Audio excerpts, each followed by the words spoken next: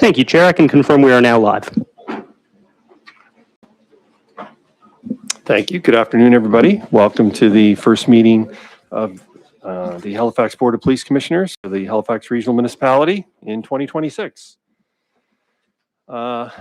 We have two commissioners unable to attend today, but we do have quorum, I should note. So 4 is quorum, and we have 5 today. So we'll start with the land acknowledgement. The Halifax Regional Municipality is located in Mi'kma'ki, the ancestral and traditional lands of the Mi'kmaq people. The municipality acknowledges the peace and friendship treaties signed in this territory and recognizes that we are all treaty people. So the very first item is the annual election of chair. So I will pass it over to our legislative assistant to facilitate that. Thank you, Chair. I will briefly run through the procedure for the election of chair, and following the election of chair, I'll just note now that our chair will, our new chair will run us through the exact same procedure for the election of vice chair. I will begin by opening the floor for nominations. Any member can nominate any other member or themselves. Any nomination just requires a seconder. We would also briefly ask that if a member is nominated, if they can just confirm to members that they accept the nomination. Once I have called 3 times for any further nominations following a lull in the conversation, we will, at that point, if we have multiple nominees, conduct an election by way of secret ballot. If there is one nominee for the position, then following the close of nominations, that member will be acclaimed as our new chair. Following the close of nominations and election, we will then just ask briefly for a motion to confirm the appointment of our new chair, and then I will hand the meeting back over to our new chair. So, and if there are no questions as of this time, I'm happy to open the floor for any nominations. Are there any? Seeing Councillor Kent. Oh, seeing Commissioner Yemi. Point of order. They are both still sitting as vice and as chair. As at this time, they should either put this down as vice and chair or move their seats and make the place empty. Thank you. Yeah, I think if members can just put their title cards down, that's fine. We don't, necessarily have to move around at this time. If members are comfortable with that, just ask for a brief nod. Okay, sounds good. If folks are comfortable with that, then now I'll open the floor for nominations. Seeing Commissioner Kent. Yes, thank you, Mr. Clerk. I'd like to nominate Greg O'Malley for chair. Second. And that's a nomination from Councillor Kent and seconded by Commissioner Mancini. Are there any further nominations for the position of chair as of this time? Calling a second time, are there any further nominations for the position of chair? Calling a third and final time, are there any further nominations for the position of chair? Seeing none, I am happy to close the nomination period. There is one nominee, that is Commissioner O'Malley, and I would just at this time ask for a motion to confirm the new chair as our appointee. Thank you. I'll move that we appoint Greg O'Malley to the position of chair. Seconded by me. Thank you all, and I am happy to announce our new chair, our returning chair, and we'll hand the meeting over to our chair. Thank you. Don't forget to open back your chair plug. Oh. Thank you, everybody. Was a great honor to.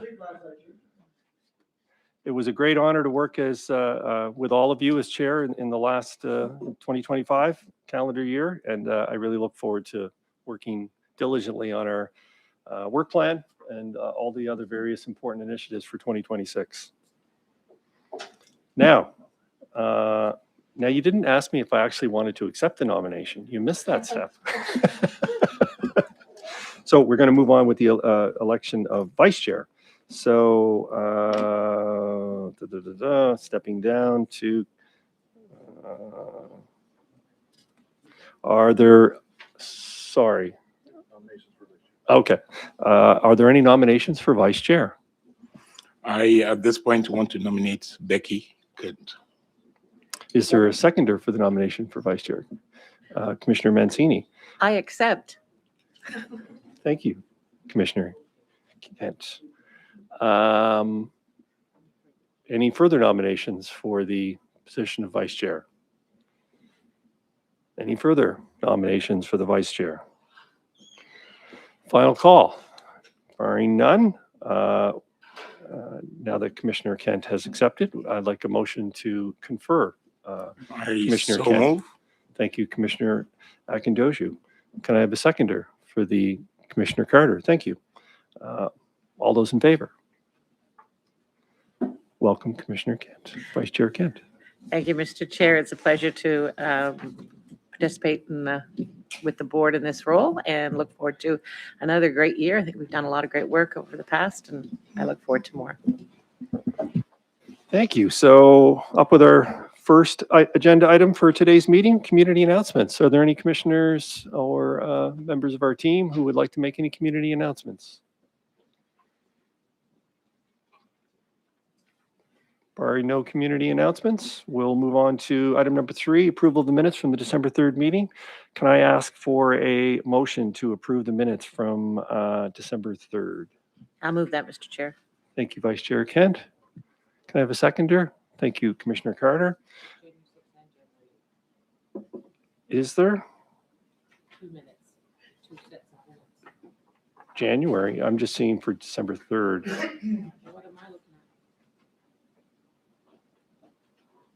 Yeah, for the minutes. Trying to pick up the right meeting, yes, today's date. Okay, well. you know Oh. what? Oh, I have a different version. This is the annotated one. You probably have the right one. Yeah, it's all Okay. the same, but it's wrong in Yeah. mine. Thank you for that motion. Thank you for seconding it. Is there any errors and omissions in the minutes from our December 3rd meeting? Barring nothing, no concerns, we'll call for the question. All those in favor of approving the minutes? All right, motion carried unanimously. Let's go on to the order of business. Mr. Clerk, are there any additional items or deletions to the agenda? Thank you, Chair. I can confirm that the clerk's office has received no requests for additions or deletions as of this time. Thank you kindly. Can I ask commissioners if they have any additions or deletions or modifications that they'd like to make to the order of business at this time? Barring none, can I have a mover and a seconder for adopting the order of business? Thank you, Vice Chair Kent and Commissioner Carter for seconding. We'll call for the question. All those in favor of approving the order of business? I need another hand. Thank you. Motion carried. Business arising out of the minutes. I don't believe there are any items. Is that correct, Mr. Clerk? That is correct. Thank you kindly. And call for declaration of conflicts of interest. Commissioners, does anyone have any conflict of interest to declare as a result of an item on today's agenda?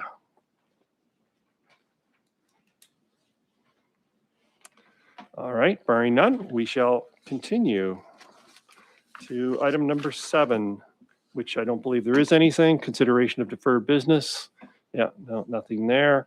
Correspondence, petitions, and delegations.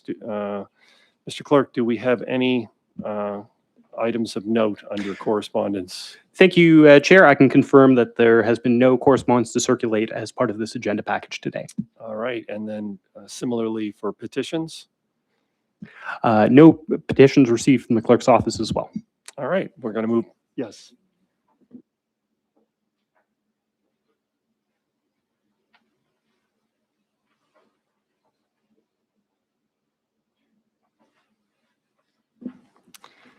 Thank you. I wanted to take a minute to introduce a new person on my right here, or your left. And over the last number of years, we've always had legal counsel participate and play a vital role in the board's business, providing advice to the board and ensuring that all of our work is in adherence to the Police Act.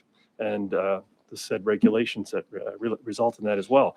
So we have a new legal advisor from the city solicitor's office, which is Chris, I assume, Giddon. And Chris, welcome. Would you like to say a word or two? Thank you, Chair. You've made the first mistake. You gave the floor to the lawyer. It's probably not a great idea right off, but I'll keep it short. I am new to the board, but not new to HRM, and truly looking forward to learning as I go and supporting the board as I can. So thank you very much.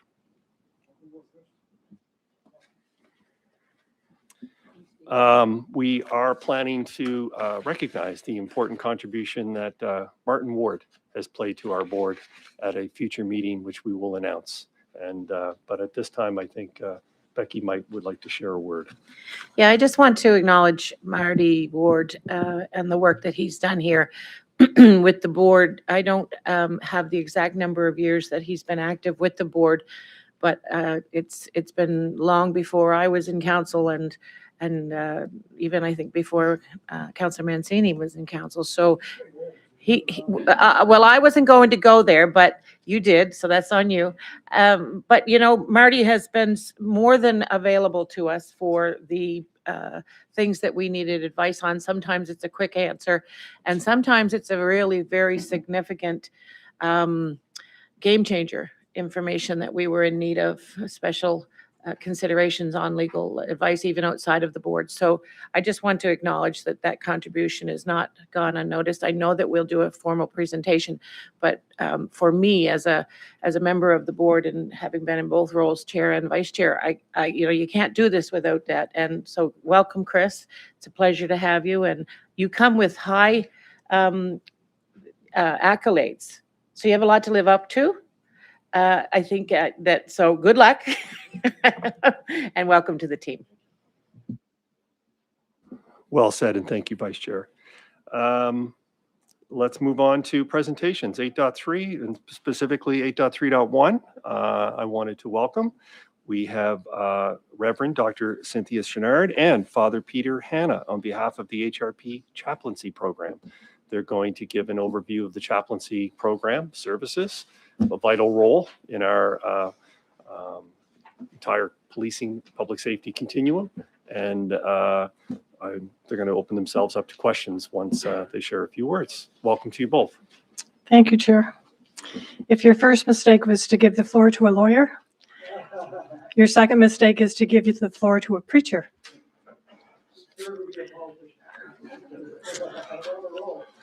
Or retired preacher at that.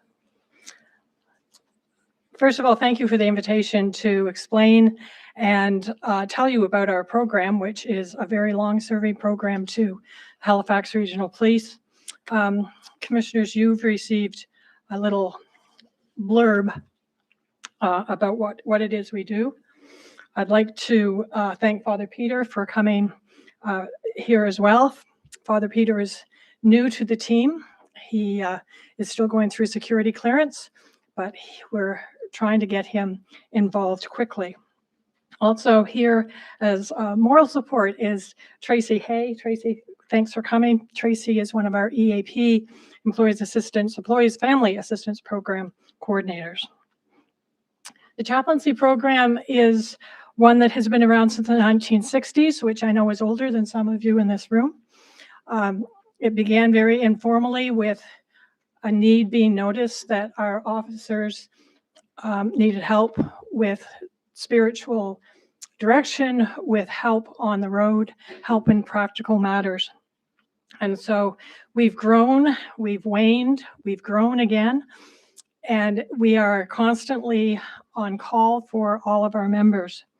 You'll see the history there that we've had the Roman Catholic Church, various Protestant denominations, and others involved in this program. And we are not limited to those traditions. The chaplains are accountable to the chief, who supports this program and gives us what we need to do our jobs. And our jobs include everything from attending with members when they have to go notify next of kin of a tragic death, car accident, whatever that might be. To knock on that door at 3 a.m. is not easy.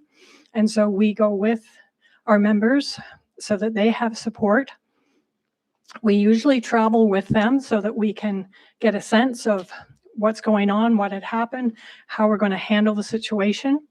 And then we travel back to the station with them so that we can do a little debrief in the car. Sometimes these announcements and these notifications come 1 or 2 hours into a 12-hour shift. And so they need to kind of refocus and readjust and know that they're not alone as far as having support with them for the rest of their shift. As you can imagine, sometimes these are very difficult things to do.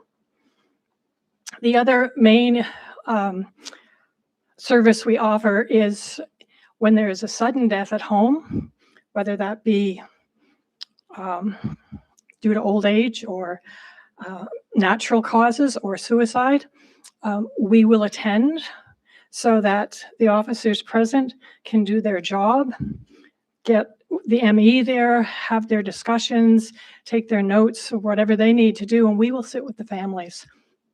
We take on the grief. That's what we're trained to do. And so we will stay and be with the family, be a liaison for them to talk to the police officers, relay information back and forth in order that the police officers can do their work. And the family is also supported. Our role is kind of two-sided. We do work with our community because whenever a police officer calls us to a scene, the family's usually there in one way or another. And so we are working with our community members, making sure they have what they need. We will call in any spiritual person that they request, whether it be a rabbi or an imam or anyone they need. We will get a hold of them. We have those resources. And we also work with the police officers who are there doing their work and helping them kind of process everything and keep their focus and keep their feet on the ground. We are well trained. Pat on the back. We have a national board, the Canadian Police Chaplains Association. We used to meet annually. We now meet biannually, and we're trained and retrained in things like critical incident stress, pastoral care, death notifications, those sorts of things. We have suicide intervention skills, and each of us bring our own training from our own denominational background. We are 24/7 for our police officers. We do not work on a rotation basis. Right now, there are 4 chaplains, and we're all in Dartmouth. So if Halifax needs somebody, we will go. If Bedford needs somebody, we will go. And so it's just a matter of who's available at any given time. And if I'm not available, I'll tell them to call Father Peter or to call one of our other chaplains, and the dispatch will go down the list. What am I missing? I'm a preacher, so I can go on, but if you have questions, please ask them. I'll tell you a little bit also that we meet with, on a friendlier note, we meet with our experienced police officers who come to us from other jurisdictions. We meet with our cadet class to make sure that they know that we're here for them and their families. We do counseling. If a police officer is having family issues or issues with their kids, we will try to help them as best as we can. And our EFAP program will get them counseling if they need it. So we work together with our Employees Families Assistance Program in making sure that our officers can be the best they can be, that they know that they're not alone, and that they know that they got resources that are confidential and that are there to support them. I've been doing this since 1998. I began with the Mounties in Cole Harbour and stayed with them for about 25 years, overlapped with HRP for a number of years, and then said a very fond farewell to the Cole Harbour group, and have stayed on with HRP. It's been 25, 26 years that I've been with HRP. So I skip over some of this because it's just natural. So if you have questions, please ask. Hi, Reverend Doctor. I'm sorry, our regular clerk was ill today, but typically the way the process works is we allow you to have the floor to have a presentation, and whenever you're finished your presentation, then we open up for Okay. commissioners to ask questions. So whenever you feel that you're wanting to welcome questions, wanna say we anything? can start with that process. I think I can stop. Okay, sure. I know I have some questions, but I'll save mine, and I know that Commissioner or Mancini would like to kick things off. Thank you, Mr. Chair. Thank you to all three of you for being here. Thank you for the work that you do. I was pleased to hear that you have, our municipality has become so much more diverse than it has in past years, which means, and I'm glad to see that being reflected in our police forces too, that diversity. So I'm glad to hear that you have the ability to address upon different faiths that exist within our officers. My question is more around, when you're giving that spiritual support, you talked about being trained to take on grief, and you alluded to it a little bit in your presentation, but what about if you're offering that spiritual support during a time of trauma for our officers, recognize there may need that mental health support. Can you just talk about recognizing that, trained to recognize that, and then if that officer, he or she, really needs that mental health support, how that works and what the role that you folks play in making sure that they get that support? Thank you, Councillor Mancini. He and I go way back. We keep meeting at places where we say prayers. Yeah. Very Um, respectful places always, for some reason. Oh, always. Yeah. I can only speak for myself and how I handle the situations like that. But I'll give you an example. Many years ago, we were called to a sudden death scene of an infant. And one of the officers present had an infant at home. So the situation hit very close to home for this officer. So on the way back to the station, this officer and I had a great chat about how they were being impacted. Did you need to take some time today? Go have a coffee. What can we do to help you? I always insist that they at least give thought to calling their EAP program, which is excellent. And normally they will. Often they will ask if they can see me later or see one of the other chaplains, or I hook them up with somebody of their own faith tradition.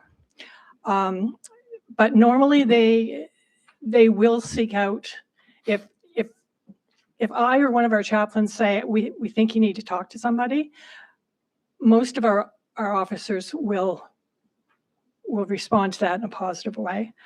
They may not do it that day, but they will seek help, usually through their EFAP program. As just a follow-up, thank you for that. I'm glad to hear you're also going to speak to the cadets. Yes. It's really important. These new officers are, like any new job, enthusiastic, eager to get to the task, but still may not understand what they may have to do or what they have to see. So I'm really glad that you're chatting with those cadets to establish that foundation.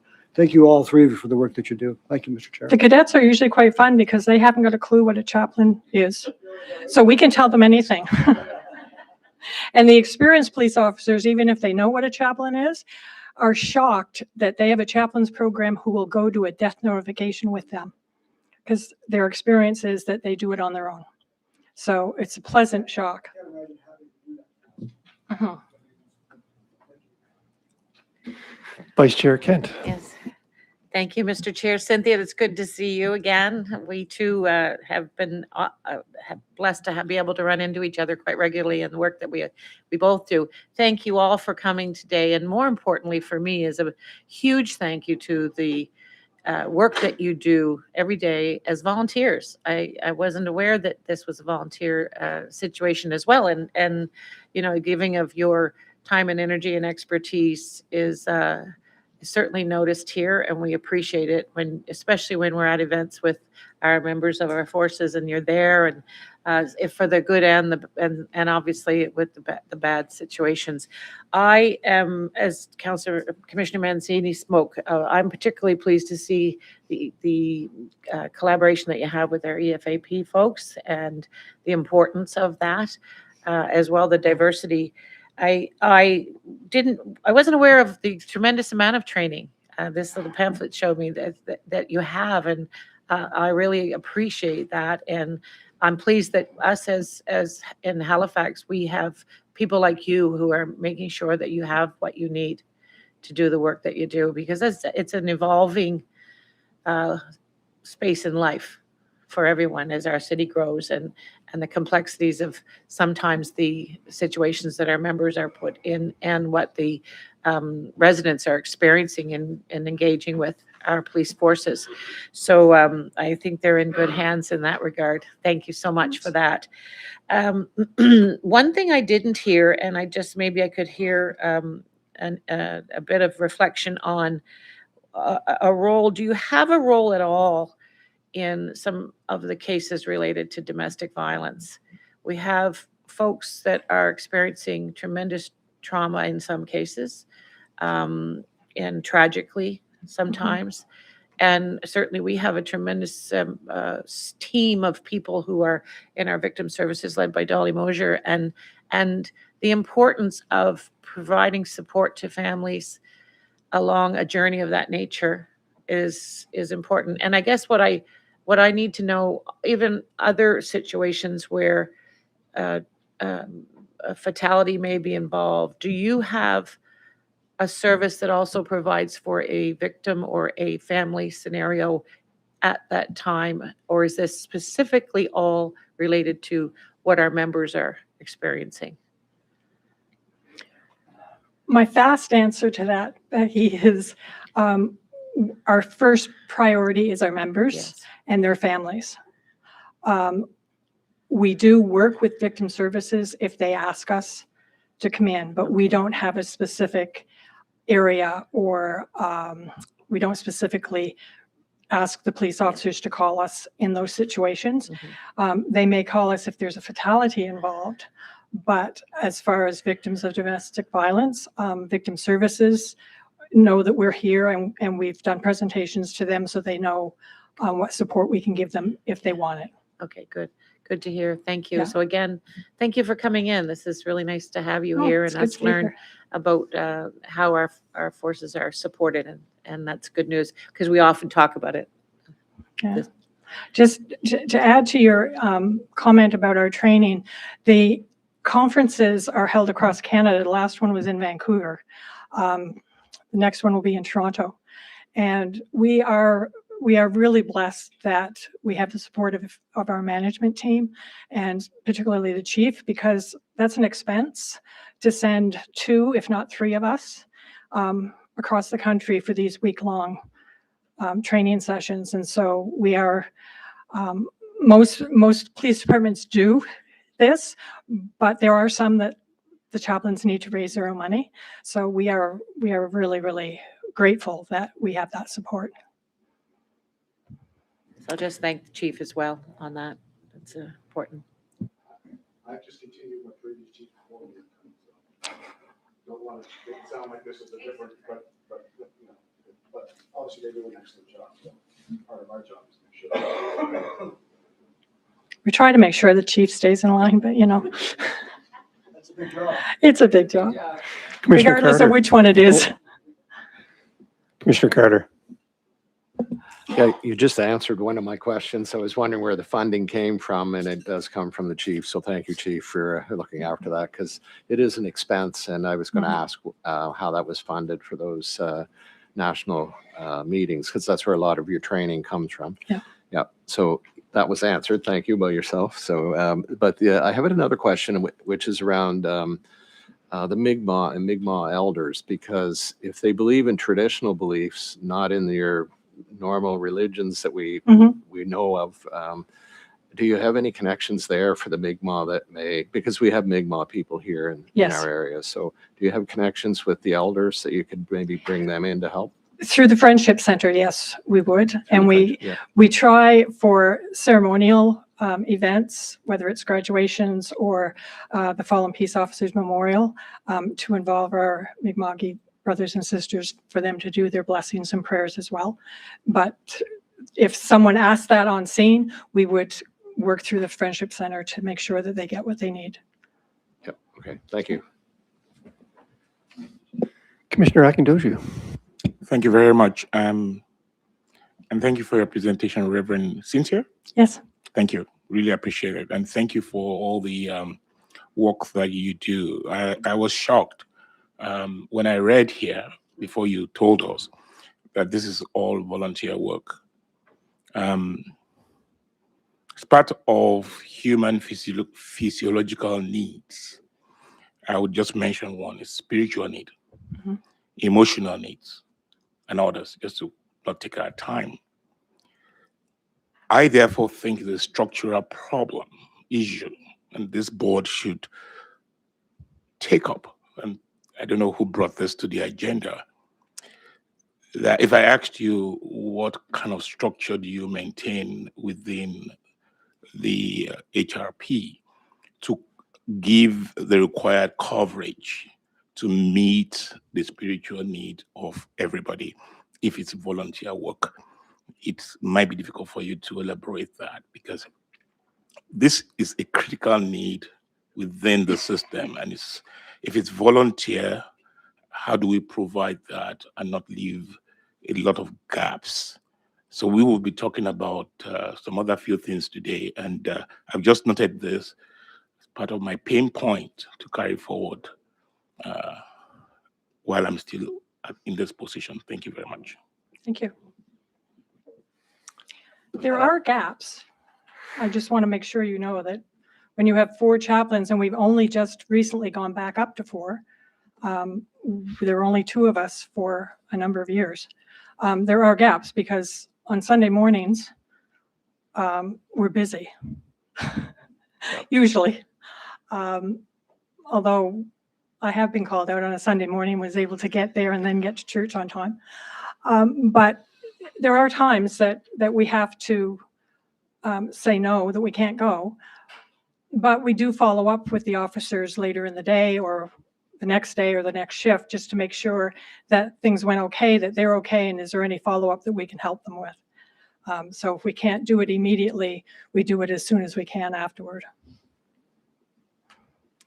I just had one question. Thank you. And that related, well, I had a few, but it was the overlap with victim services and things like that, which you already answered. Is there any overlap with our new care team, or is it still? No, there's not an overlap. Okay. Just a question though about, aside from the officers, are a critical point, our IES people, the people are professional telecommunicators. Have you had reason and to play a role in supporting those individuals? Are they aware of the services? They are aware of the services, and I haven't been up to see them for a while, but we do touch base with them. Our EFAP touches base with them. Tracy is one of our former, she's now with EFAP, but she was with EIS. So we're trying to make sure that we touch base with those folks. I think in the past, we used to make sure that at least a phone call was made after a traumatic event. Yes. Or EFAP would notify us and say, you might want to touch base with so-and-so. Yeah, because that is obviously a 80-person organization who is is part of the difficulty, and experiences the same sort of pain as those who are out in the field. Actually, sometimes more. Yeah, they can't. Because they don't know what happens. Yeah. Once they send somebody out, Tracy, is that true? Once you send somebody out and the call's gone, that's it. They don't know what the end result is, which is difficult. And then, Father Peter or Tracy, would you like to share any thoughts directly that you haven't heard mentioned that you want to depart and share with us? No. Cynthia covered it all. Oh, don't be shy. Yeah. I'll cover one thing. Okay. Excellent.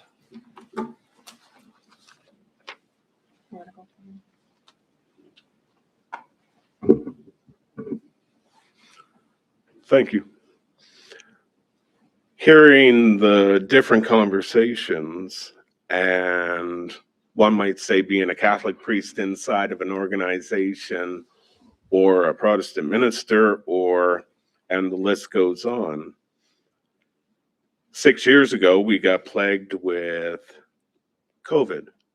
And with COVID, we said the best scenario or the best defense was to keep us all separated. Over time, then we had Dr. Strand come in, and we realized that spiritual and mental health were the two biggest defaults inside of the thought process of what was going to keep us the safest. It kept us safe when we were at a distance, but we never had the safety of the outreach for mental health or spiritual need. And even with a lot of these questions that have come about to Cynthia and over a history, I believe the chaplaincy in its role and in its function also needs the high support and the different offices or different categorizations of how things move, that it becomes a forefront. If we go back 30 years in history, we can say Nova Scotia was a Catholic community, or we can say it was vibrant in many different religions. But our faith and our culture have diversified, and what we're trying to make in order to bring comfort to people, we do it under an umbrella of religion, but sometimes that umbrella can be skewered or misidentified to be a fear factor or something that somebody's going to push away. When we look inside religion and church of today, it's not as prominent as it was 30 years ago. And so there's also generational gaps inside of faith community of each denomination, because when you talk to people of a 60 plus era, there's a strong faith in the history. But as faith got moved or pushed down, so did the recognition of it or its importance. When people come in conflict, whether it's mental health, faith, spiritual needs, the different problems of notification of death, or an officer that witnesses to something where he has a younger child, we need to understand that the chaplaincy in its movement shouldn't have the borders. It should have that openness of what we're bringing is in factor to the better mental health of an individual, the spiritual care, the diversity of identifying to see people and recognizing them in the understanding that they're cared for. I believe it's the biggest thing through chaplaincy that we can offer. Bringing in faith is very important, but it's identifying the individual to make sure they're understood, and understanding that whether chaplaincy fell at the wayside and came back up, fell at the wayside. But it's also, in this moment, I believe, reaching out and saying, we need help at the higher offices to promote, because what might have fallen, we need to bring it back up as well, in order that whether we overlap through office or different, it's built so that everybody knows there's something there for them. Thank you. Thank you, Father Peter. Any questions for Father Peter? Reverend? I just a little anecdotal statistic, because I don't have a number. As I mentioned, I've been doing this since September 3rd of 1998, when the Swiss airplane crashed. It's 2026. There's been a lot of stuff that's happened. I've been to a lot of homes where people have died at home. I can tell you that there have been 2 times in all those years, in all those calls, that when I've asked if the person would like me to say some kind of prayer or blessing or whatever their faith tradition would like me to do, twice in all those years, I've got no. All the others have said yes. Now they will say, yes, please, but I'm not going in the bedroom. Or yes, please, and everybody and their pets go in the bedroom. Or just immediate family. But only twice in all those years have I had somebody say thank you, but no. Thank you. Thank you to all three of you for coming to share, your experiences, the nature of the program, the services, and know that you have our, fullest support in all that we can do to help make the program continue, flourish, and be successful, and help all of our members and their families during difficult times that will never end, unfortunately. Excellent. Well, thank you kindly. We'll move on then. We're going on to item number 9, which is items brought forward, which is the annual reports from our police services related to the targeted recruitment strategies for underrepresented groups. So we're going to start with Chief McLean. Yeah, good afternoon, everyone. So it was my understanding that the report was submitted some time ago, and I believe there was an outstanding question, I think, that pertained around one of the particular areas in relation to the applications, the numbers within the applications. Yeah, if I could summarize and paraphrase for the benefit of those, what the board was looking for was an understanding to measure whether the programs are effective, what the applicant class looked like instead of the actual hired class. Yes. To show that whether our recruitment processes for identifying opportunities and going after the various communities, is doing its job in the outcome. So it was more so an analysis of the applicants that are applying as opposed to those who have been selected to be part of the cadet program. So that was kind of the mismatch. Yes. Yeah. And going forward, that'll be contained within the actual report. So as you're aware, we currently have a class in right now.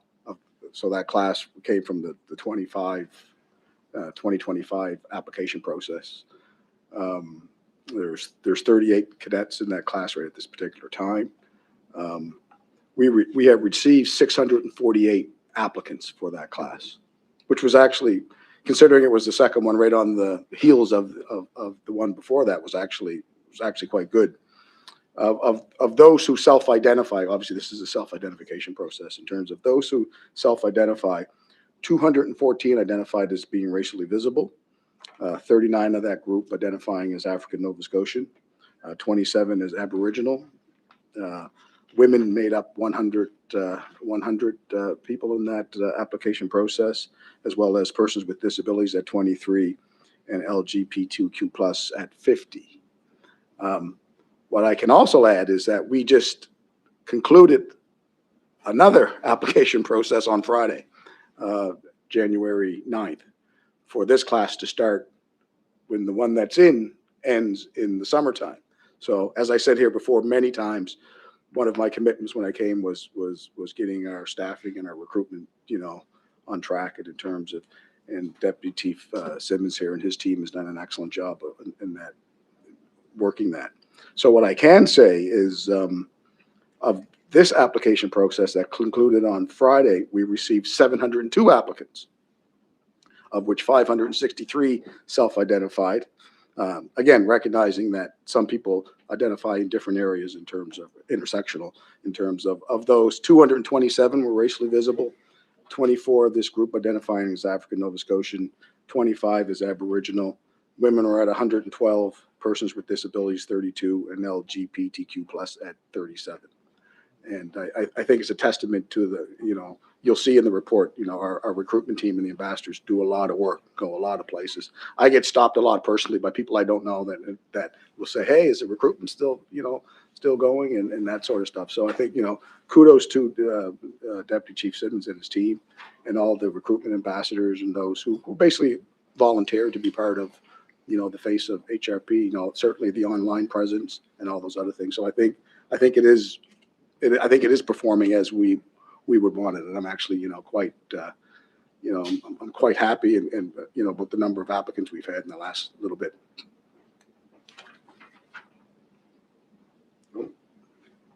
Guess I can do this from my chair. I've just taken the chair for a He's moment. back. Sorry. Oh, he's back again.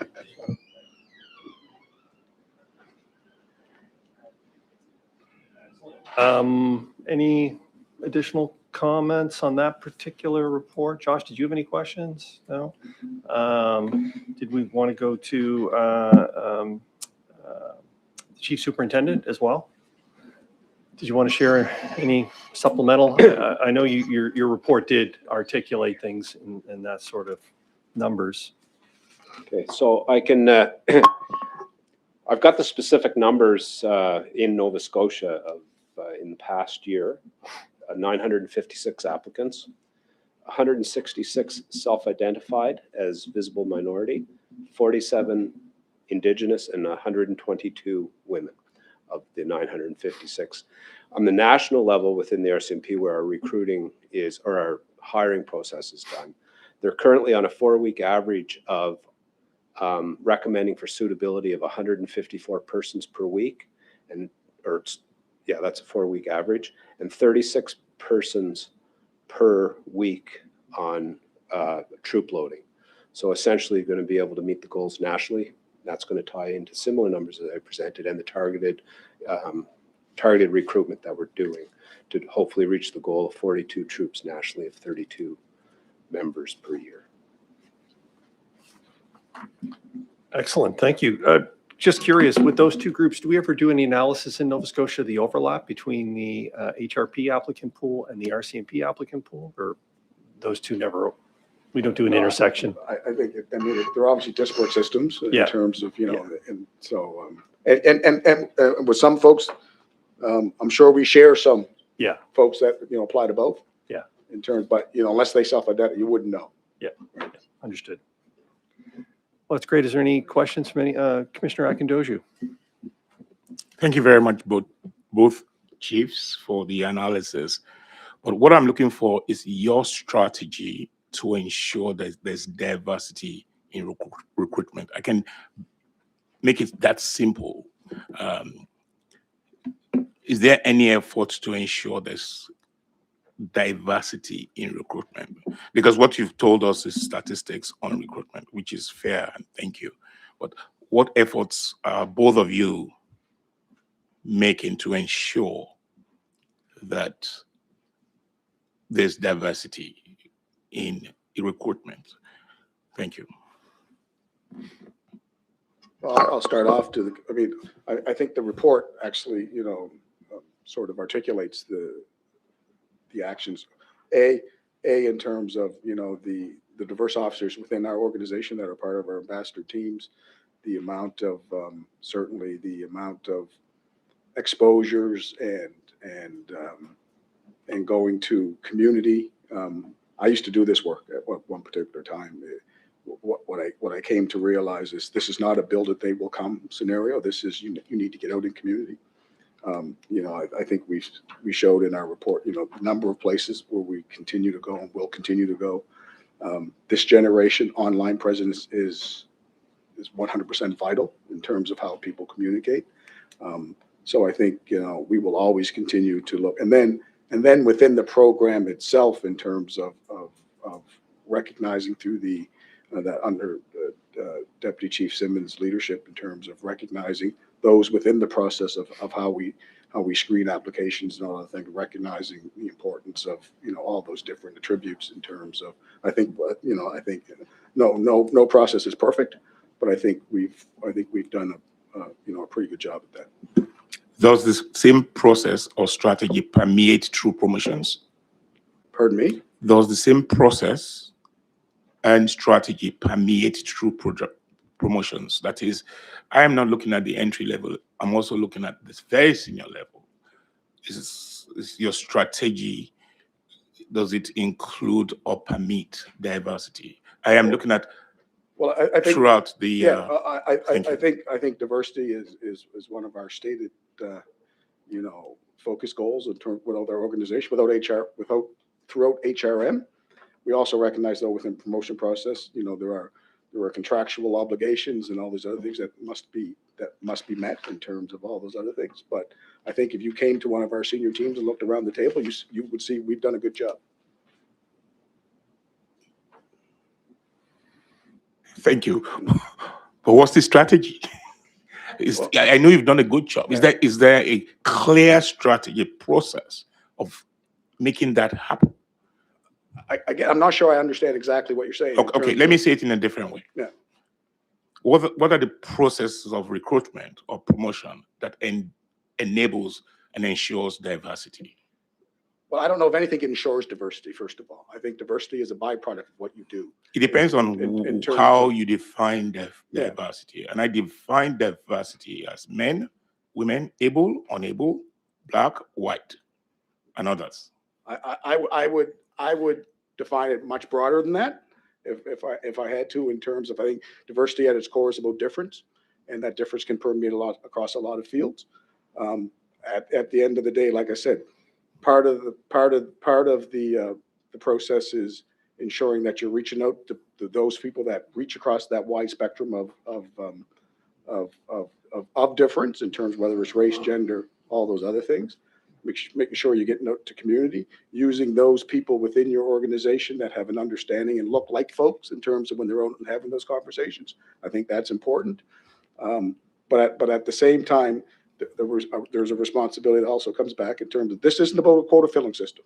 And I want to be very clear about that. That's not what this is about. This is about selecting the best people in terms of for doing the job, which I do not believe diversity gets in the way of. I think it only enhances it in terms of at the end of the day. In terms of promotions that follow a contractual guideline in terms of seniority and some of all these other things that come into effect, in terms of what are some of the things that we actually test on in terms of testing and applications and interviews and all of that stuff in terms of, certainly takes that into effect. But again, at the same time, this is not a quota measure.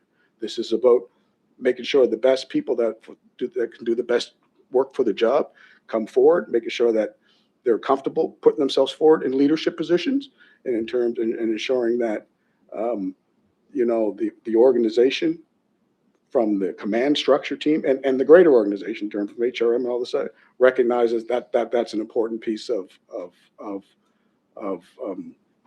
the processes as we go through. I think HRM has done, through its anti-Black racism piece and the Office of African Nova Scotian Affairs and the diversity office was Tracy Jones and all those other. We just actually had yesterday at our senior team meeting the diversity what are the actual accessibility and that came up in terms of that met with our senior team in terms of working through some. So as we work through the diversity framework from HRM in terms of setting our goals and our structures and all those other things. So this isn't. So I just want to put this isn't guesswork, and it isn't. It just happens organically. Yeah, you'll notice that I never mentioned quota system. Yeah, no. So- I'm not saying you did, but I just thank want to you. be clear when I have this conversation, because there will be others that aren't necessarily in this room at this particular time. So I think it's important that I speak to that. So in terms of, but I think that we've always had a focus on. I was the first diversity officer in the organization, just 20 years ago now, actually. 20 years ago, in terms of so I think there's an understanding, and some of it comes from the top, like in terms of we set we set the standard, we set the example for what we believe to be important. And I've always used to say, when we get into recruitment, it's the inclusion of everyone at the exclusion of no one. So and I think that's an important piece of how we conduct our business. Thank you. Vice Chair Kent. Thank you, Mr. Chair. Thank you, Chief McLean. I can hear and see the passion around this in your delivery, and I would agree that I guess I just want to suggest that there there is, there's a complexity to a strategy if you restrain it to certain things in that you've written down, says this is what we will do. And I think you spoke to that it's organic. And the one of the things that I think that we've done well, and I just want to point it out at this moment because I it's so important, is that you mentioned it. I already had it written down, which is lead by example. And where people can see their color, their difference in officers, in leadership roles, and your executive team, and also I think that, and this is something when I was visiting all of the watches, and I would had the chance to talk to the members who were out on the beat, and we talked a little bit about the need for new members, the need for our recruitment to do better, and that. And one of the things that I said to them is that everyone has a role in recruitment strategies. Everyone, including our members who are every day out there on the beat. It's a scenario where we had, and I think we've done a really good job breaking through it, but we have a lot of communities who have been, I guess, more impacted by the more difficult police responses around the world, including George Floyd, those, and which deteriorated the faith in the public service of policing, right? And the more vulnerable communities that were most impacted need, I believe very strongly, to see themselves in the force, because there's a shift that has to happen on trust in that if I go in, can I make a difference? If I join the police force, can I make a difference? And will I actually make a difference for the community that I come from? And so when I'm listening to you talk about it, I'm encouraged, but I think also that it needs to continue it's an everyday, always scenario where we are looking for the right people for our services. And I think that I hope and I believe we're finally at a point where we naturally do our best to identify people who may be interested or could do a good job. And you have to talk about it. You have to go to a community event or be at a memorial service or be somewhere where they can see people of differences in your force and then see themselves. And I think that's probably the biggest strategy that we can have. So it's just, and I think we're doing a good job of that. And I think that we'll always have a pressure on you folks and the municipality to continue to recruit for all of the positions that we have from that lens, right? From that lens of diversity. So, and you're right, we have made some big changes around that. And I think, quite frankly, your position, you, Chief, in the role of Chief, has I believe has been one of our biggest successes in recognizing, but you bring the strength and experience and all of that with you. But I just want to thank you for again taking on that role, because it comes with a responsibility around all of the diversity opportunities that could be in the police services for everyone. So thank you for that. I have one question about the things that you offered, the statistics, or two, I guess, two elements. One, the 600, I think it was 648 applicants, something like that, 600 and, yeah, that was the last, which is what, from what, yeah, so what period would that have covered that you would have had that applications open for them to participate? 2025, and that, was that the second one, or was that one of two that happened? That was the second one. There was one before the class that graduated. I believe, I think you were at that Yeah. back in June. Yeah. Yeah, so there was two roughly, Yeah, back to- and Correct. This current class would have been 22. so adding the two together, what were the numbers like? Applicants, and some of them would have been the same, right? It'd be pretty, I don't remember what the one back in 2024 was. I don't remember. No? I'll tell you that The one that closed today was 700. This one was 600. Okay. I think this one Okay, was so that's a- more than- Yeah, that's what I'm looking for. Yeah, this one, yeah, I think the one before that maybe even a little higher. So where I'm going with that is looking back, have we made progress on the number of people who want to come in and be part of the force? Because I think there was a low time, right? I think we had a low point Turn where this we on. weren't getting as many people interested in joining. I mean, I think, you've touched on a lot of the issues in terms of, you touch on, George Floyd, you touch on defund the police, you touch on, a lot of things that occurred in the world, and not in Halifax, that occurred Yeah, policing nationally Yeah. in terms of, so there was a time going back several years ago, we probably would have got 1,000, applicants okay. in terms of, I think those times have just changed. Like they're not the same anymore in terms of, also at the same time, when I applied, there was a lot of things you didn't have to do beforehand in terms of, you could just Yeah. apply. Like there are things now you actually have to put a little bit of effort in terms of, to put in a successful application process. But like I said, like I think, John talked about, across the province in terms of 900 applicants, I think it was for the year period. So, we're talking back to back, 700, so we're talking over, a year and a half period. Like we're talking about 1,500 probably in and around there.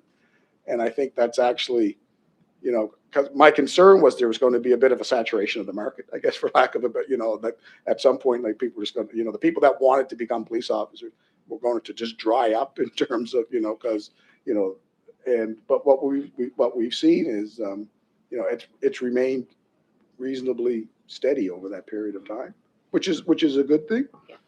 With all the other factors in terms of, the stressors on policing in general and some of the things that have happened in the world that have had, negative impacts on all those other things, at some point, and I think, Commissioner Mancini was, speaking with the traffic guys about, I think the pendulum has swung a little bit more. I don't know if we're there yet or not, but, I think there has been a bit of a centering, I think, from some of, the outlier stuff. But, again, that's some of those things you just can't control. But what you can control is getting your message out. You can control getting into community. You can control, your online presence and all those other things. We've done, I'm hiring 2 experienced officers on Monday, next Monday from, I'm not even sure where they're from actually, in terms of, but that's part of an ongoing campaign that we've done, in conjunction with HRM in terms of getting our brand out across the country about people who want to either come back home or just want to come to Halifax, period, in terms of, So I think that you got to where I was looking for, which was in a journey to here, did we take a big dip from before you said the 1,500, but we've been fairly steady with the numbers. But I also And would say, that's- and- yeah, and I also would add to that, we've never done them in succession that we do now. I know. Like we would have a class and, the class would go through and we kind of take a year to bid off before we would start up again. Like we're basically starting recruiting again soon as we finish the last, like we're back into it. Because we recognize that's the only way we're actually going to get over the hump in terms of we can't wait the year and a half for the next class, right? Class in 22, then another in 24. This will be, successions. And, it puts a lot of pressure on those who are actually doing it. I accept that, right? But they're up to the task. Thank you. And we're going to move on to Chief Superintendent Duff. And I would say I've attended a lot of the HRD meetings and public meetings, community meetings, and your team does a great job of always bringing forward the topic of recruitment in general. And there's always engagement from the community sessions asking about recruitment. So it's a very positive thing. Yeah, I'll just reiterate that the most important recruiters are the officers who are out there on the street and those relationships they build. Within Nova Scotia, we have a targeted recruitment team that goes out and goes to specific events. And has that presence to have people, the availability of people to apply if they choose. We want to make sure the person who applies wants to apply. So at a number of events throughout the province, I think too, a reflection of success is like our community offices and that type of thing, the involvement of our officers in the schools. If we can start building those relationships at a younger age, we're going to develop a wider group of persons. So that's a hugely important piece. But the most important, and we've covered in a lot of our meetings, is the officers who are out there every day, the interactions they have with the public, the way they carry themselves, and the discussions they have. I'm very happy. Nationally, we didn't see a large dip at any point in time. It ebbs and flows a little bit, but essentially just shy of 1,000 applicants to the RCMP, 1,500 in Nova Scotia, basically per year is, a very reasonable number. I think it's fantastic, but And those are qualified candidates, right? Like those numbers are of candidates that meet all the application criteria. They might not get selected, obviously, clearly, but they meet all the criteria. completed applications. applications. Our stats Yeah. are the completed applications. So of course, there's a number of, in the hiring process, there's a number of processes that occur that do in fact eliminate some. But, Yeah. Other than that, it comes down to the people who are out there. Excellent. Thank you. Any questions for Chief Superintendent Duff? Okay. All right, let's move on to chief's updates. And we'll do it like we did last time. We'll allow both chiefs to share their comments, and then we'll just do questions at the end for both. So Chief Superintendent, your name's at the top of the list. First up, we got twice in a row. Okay, thank you very much, Chair and Commissioners. I don't know if anybody saw the big news, but we had our annual hockey game against Preston on January the 8th, and I think for the first time ever, the RCMP team actually pulled off the victory. So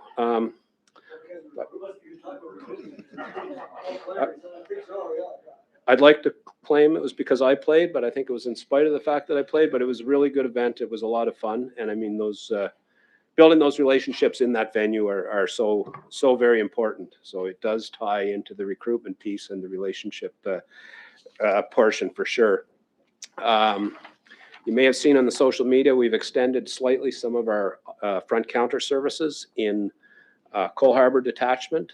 Monday and Wednesday, we're staying open an extra 2 hours to 6 o'clock to try to provide a little better counter service. And then on Friday mornings, opening the counter service to the public an hour earlier to try to, to elevate the level of availability. And then within Cole Harbour, it is, sorry, I'm backwards. Tuesday, Thursdays, Lower Sackville. Monday, Wednesday is Cole Harbour. So we'll assess that. It's a bit of a pilot here to see if we're meeting some more community needs. Just on the side of some operational updates.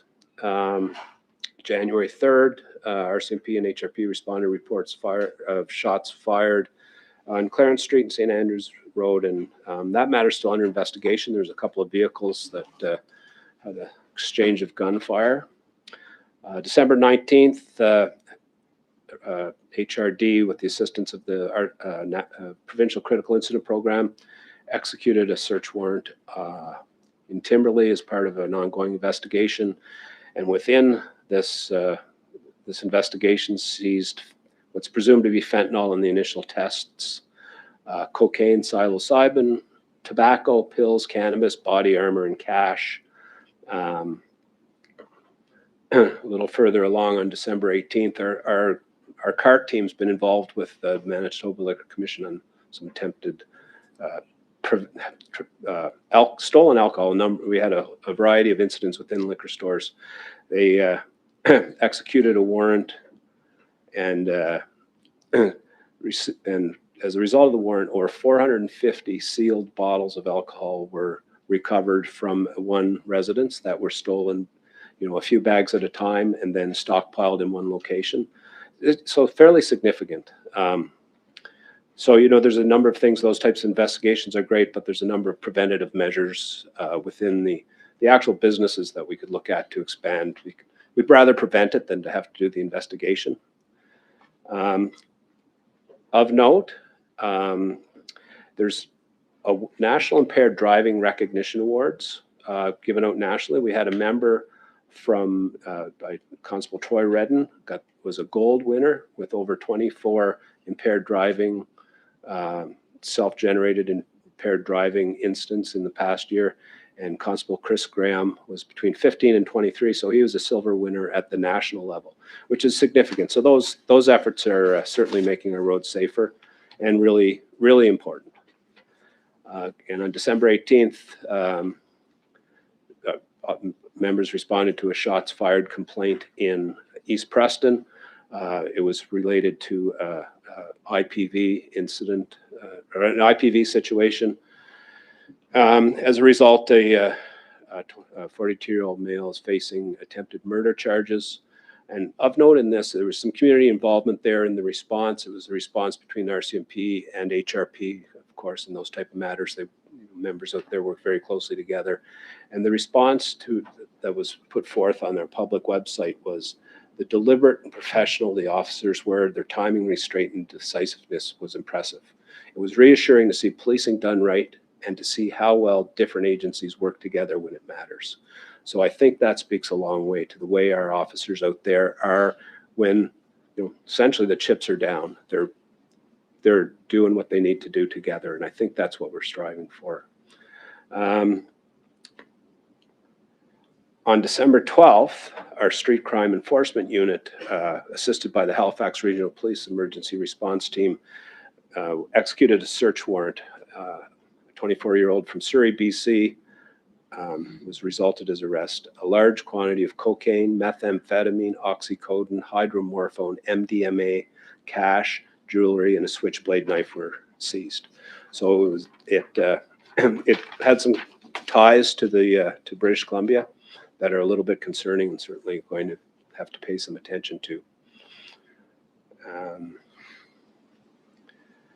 On December 11th, RCMP officers with CART were, with the assistance of our IPV unit, had been looking long-term for a person on a warrant who, since last October. So between HRP, PDS, and our drone system, we're able to identify this individual and take them into custody. So that is, just another example of working together in those high-risk situations. Just to touch on a couple of stats, just for November from our IPV unit, there was 105 IPV files received, 28 which hit the ODERA high risk. In December, 104 and 30 hitting the high risk. That's where our IPV unit is continuing to support and in a variety of manners, those investigations, and particularly the more complex files. And I asked for this just through the course of time. I noticed a number of seizures from our Street Crime Enforcement Unit.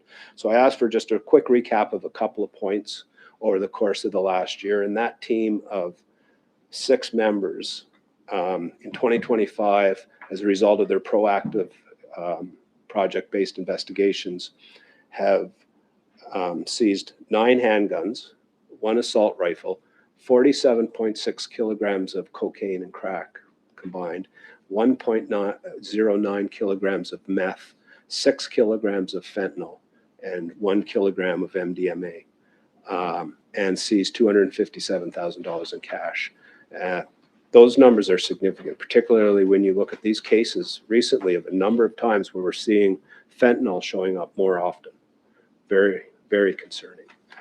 And on not such a positive note, I just want to inform Chair and board members that this will be Jeff Mitchell's last meeting attendance with me. Jeff is transferring over to be in charge of the provincial traffic services. So Jeff has contributed a lot to our presence here, even in my short time. However, I know that our traffic services is going to benefit greatly under his leadership and have wide-scale impact on road safety in Nova Scotia. So despite the fact, although I shouldn't say it too loud, I'm not sure he wants to hear it, but despite the fact I don't want to see him leave, I know to put him in charge of an operational unit like that with his background and his knowledge is very good. So I just want to publicly thank Jeff for everything he's put forth for HRD over the past 2.5 and a little bit years. So.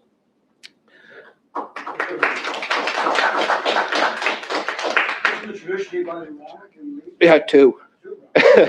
That's, are we up to 3 rounds then today? And barring any questions, that's my presentation. Chief McLean. Good afternoon. Again, I'll welcome everyone, for Happy New Year.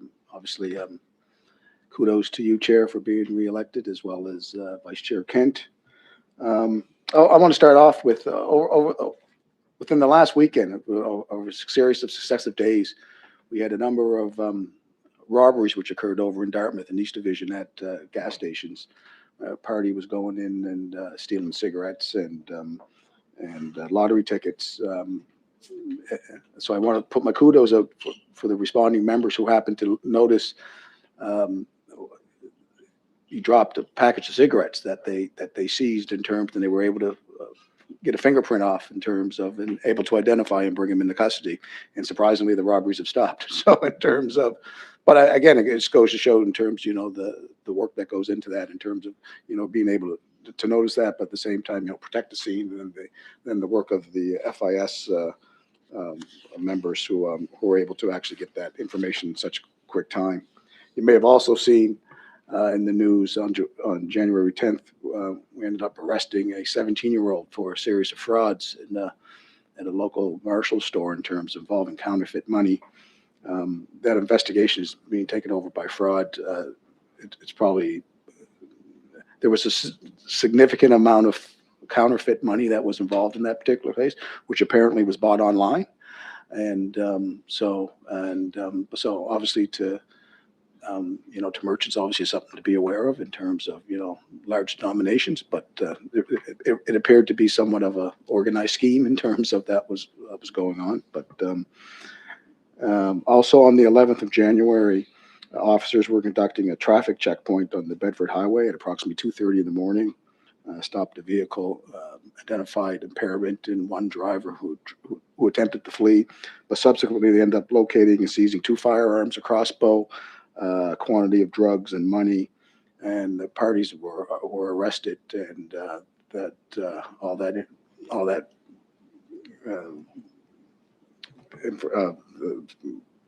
product and stuff was seized. They're facing a number of charges.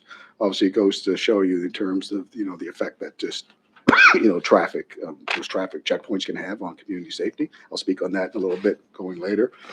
It was great work by the officers involved.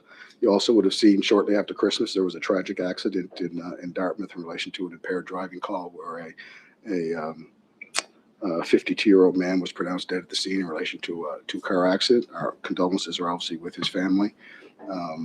A 31-year-old driver was charged with impaired operation causing death and a number of dangerous driving and impaired offenses as well. He was also found to be in possession of a firearm and was charged with 12 firearm-related charges. Again, our condolences to his family and loved ones. And I would have been here at some point in September when I mentioned that there was an accident that occurred on School Street in Dartmouth in relation to a fatal accident, a single-car accident. Well, in December, as part of the ongoing investigation, a 19-year-old man was arrested and charged with impaired driving causing death and operating convenience over the legal limit causing death. Again, unfortunately, we extend our sincere condolences to the loved ones and of that person who died in that accident. Over the holidays in December, I can tell you, we conducted well in up to over 80 traffic checkpoints throughout the municipality, stopping hundreds of vehicles as part of Operation Christmas and beyond. I'm quite pleased to report that focus has continued into the new year as we continue as part of our efforts around road safety. Commissioner, you had a chance to see some of the traffic members over there today in terms of officers just across the way, in terms of, so, we know that there's, we will have that added focus in terms of continuing around road safety initiatives. I think that because that's important, not just from the road safety piece, but also from the part in terms of the public safety piece in terms of the vehicles and people that are involved in actual criminal activity that actually get located through those actions. I think is very important. I spoke about the police science program, obviously, at length before. I won't go into it. I mentioned I will be hiring 2 experienced police officers next week to add to our cadre, so I'm looking forward to that. From a domestic violence perspective, for December, we received 153 total reports of domestic violence. Of those, 57 resulted in charges. 13 were designated as high risk, and we also had a critical development in 15 files, meaning a previous file had another incident which led it back to another ODARA scoring.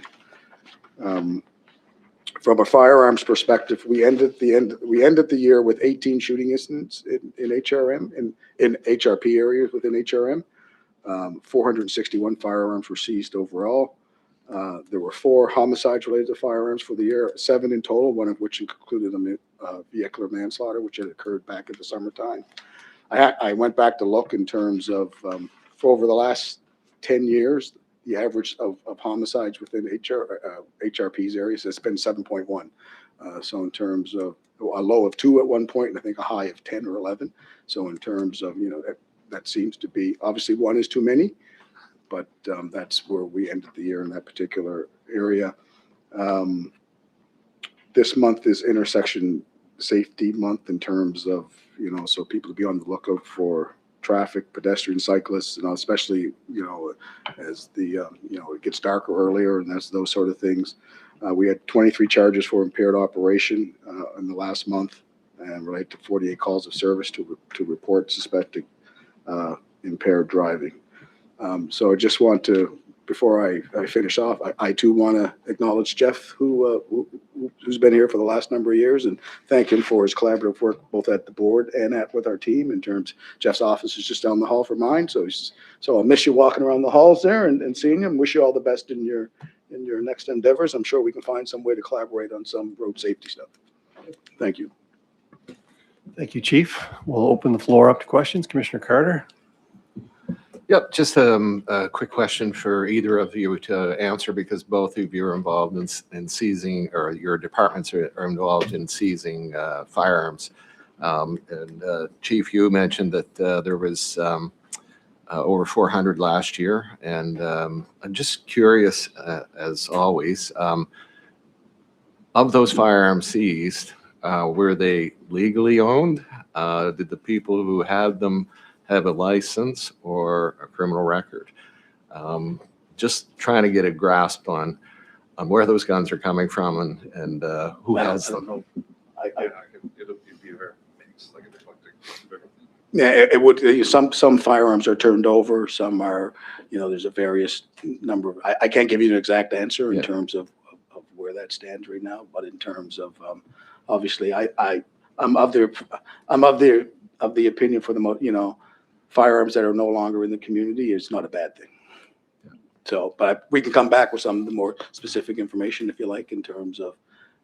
I wouldn't be able to give you a very informed answer at this particular time. Yeah, I know in specific cases, like sometimes you give a shorter number. You gave one example today, the car pulled over, and that one was quite obvious. They had criminal records. Yes. Those guns were not legal. It's that sort of information that's valuable to understand what's out there. Yep. And I don't know if John has any information that. On that line, I want to commend the departments on what you're doing on getting illegal firearms off the streets and getting the criminals who have those off the streets. I want to commend you on that. That's a great job, and that's the goal. Yeah, and I don't have the specific numbers, and I was just referring to our street crime enforcement unit numbers of the firearms seized. I would suggest, with not absolute certainty, but those seizures would have not been lawfully owned. Yeah. In the vast majority of the cases for those ones specifically. Yeah. On a second note on that, Chief, you raised the number of domestic cases over the past year. And just curious, and it's along the firearms. Last month. Yeah, it's along the firearms issue as well. So in those cases, do you track or keep track of whether or not the abuser has a firearms license? And if they do, are you following it up with the province to have it revoked? Well, I think in part of, there's a CFRO check on terms, on most of those files in terms that are required as part of the reporting investigative process in terms of, again, it's dependent on the circumstances in terms of what level of further activity takes place in relation to, not everyone who's a firearm owner who gets charged with something would have their firearms taken from, again, based on the circumstances. Right. But obviously in those cases where, there is a clear public safety nexus in terms of that's something that, is necessary to follow up.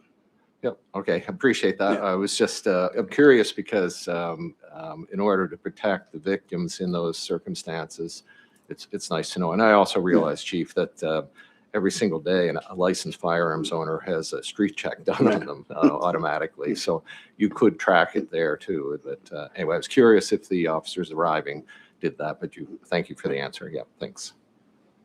Commissioner Mancini. Thank you, Mr. Chair. Thank you to both of your presentations. My first couple questions for Chief McLean. In your presentation, your report, you talked about the fraud, the counterfeit money. What is the communication with the business community? I suspect the target is usually retail operations typically. So what's the communication with them? In this particular case, it was more of an inside job in terms of, Okay. I don't want to get too much into the specifics of an ongoing investigation in terms of, but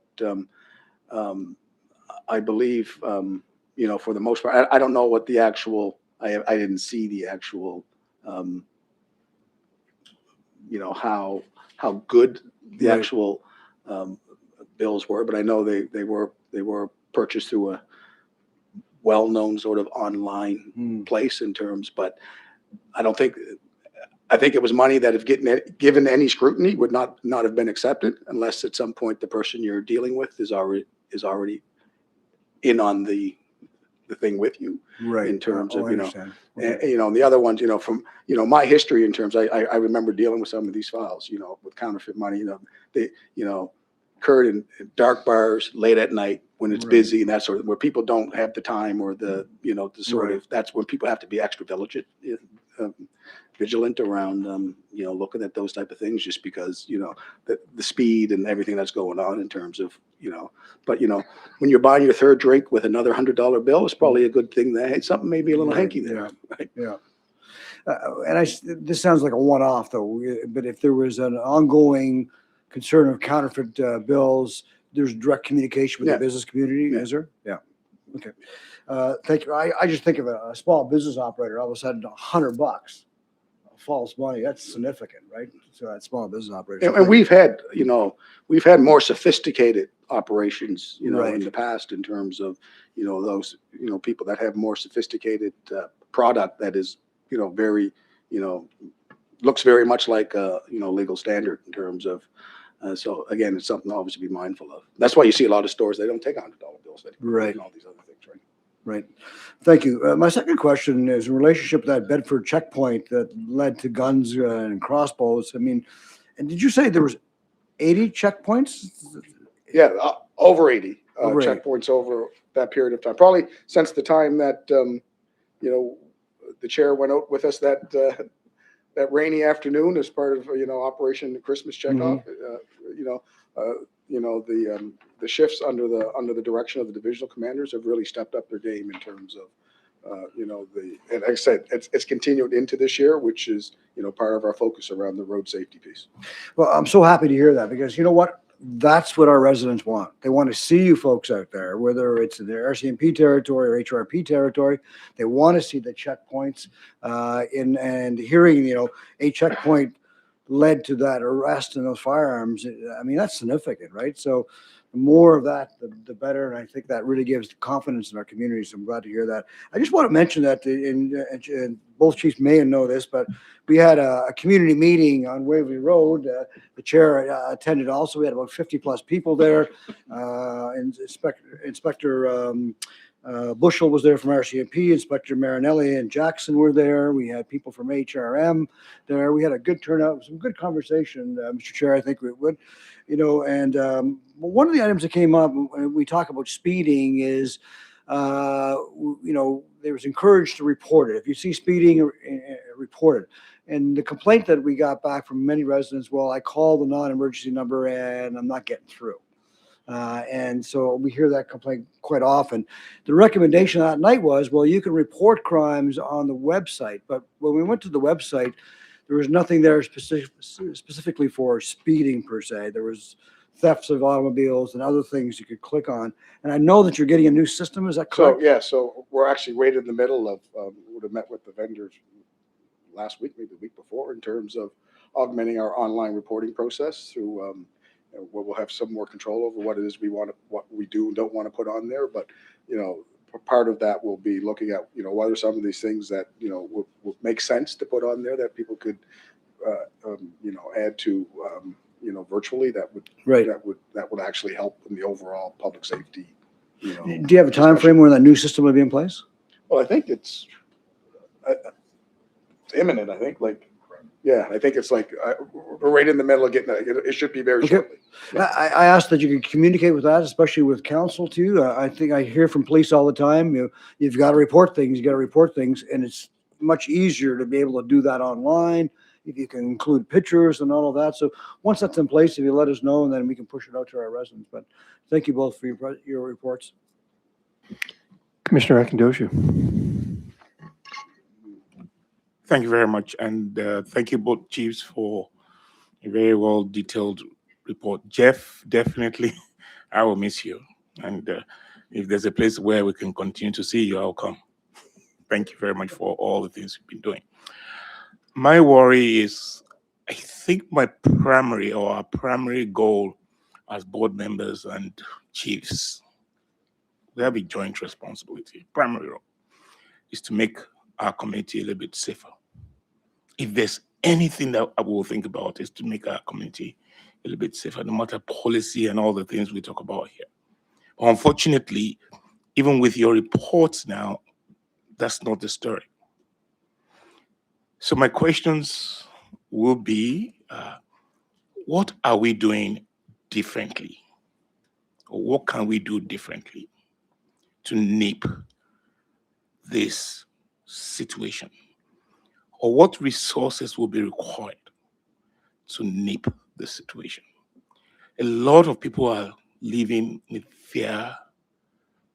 Businesses are having troubles, losing money.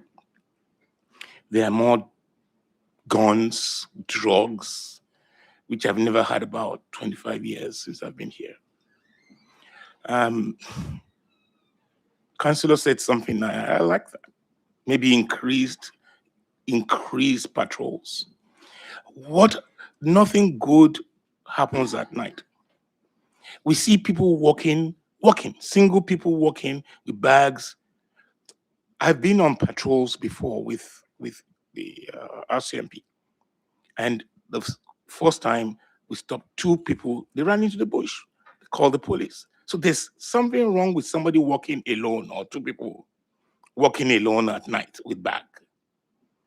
If we increase, and I'm going to speak a little bit more about the Clayton Park area, it's just getting too much. We honestly don't even see a lot of police patrol in the midnights and nights. And you would say, how do you know? Because we're awake. Cars are opened every day. People's homes now are, people try to open your doors. So I just want us to collaborate. It's board, police, see, what can we do differently with this upsurge? Or what are the resources required to curb the upsurge? Thank you very, very much. I acknowledge 100% that things, you do a lot, but what else can we do to help this community feel safe or safer? Thank you very much.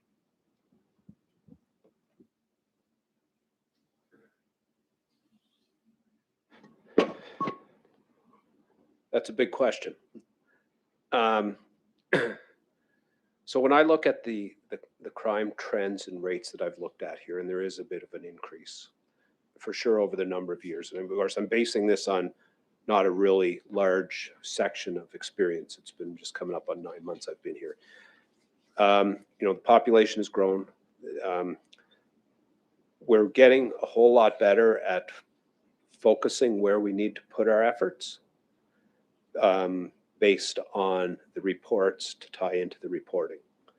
And again, I think I've said at previous meetings that those things being reported let us know our officers, there's a lot of streets out there for people to patrol.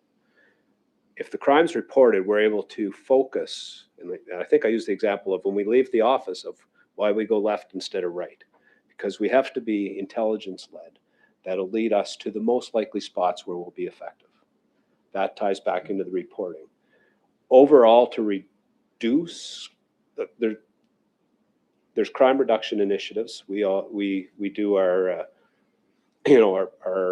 prolific offender management. There's the tie-in and the partnerships that continue to be built with the social services of individuals who are committing tremendous amounts of crime to try to get them the help they need. And it's really a combined effect.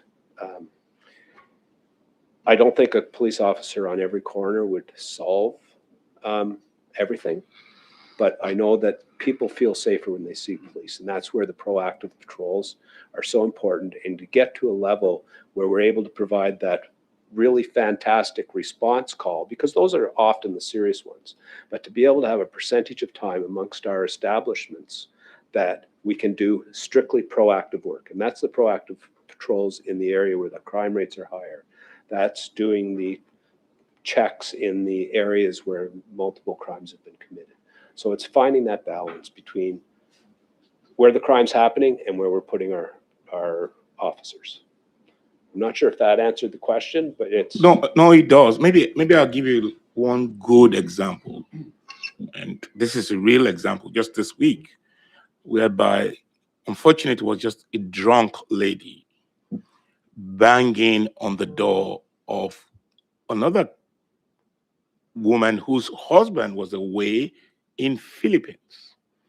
But because they have the camera, she was screaming in the room. This is my staff. Screaming in the room, calling the police. Even the questions she was being asked, if that lady could get, she would have gotten into the room or gotten into the house. She was upstairs. This person was banging on the lower floor, and they could see her.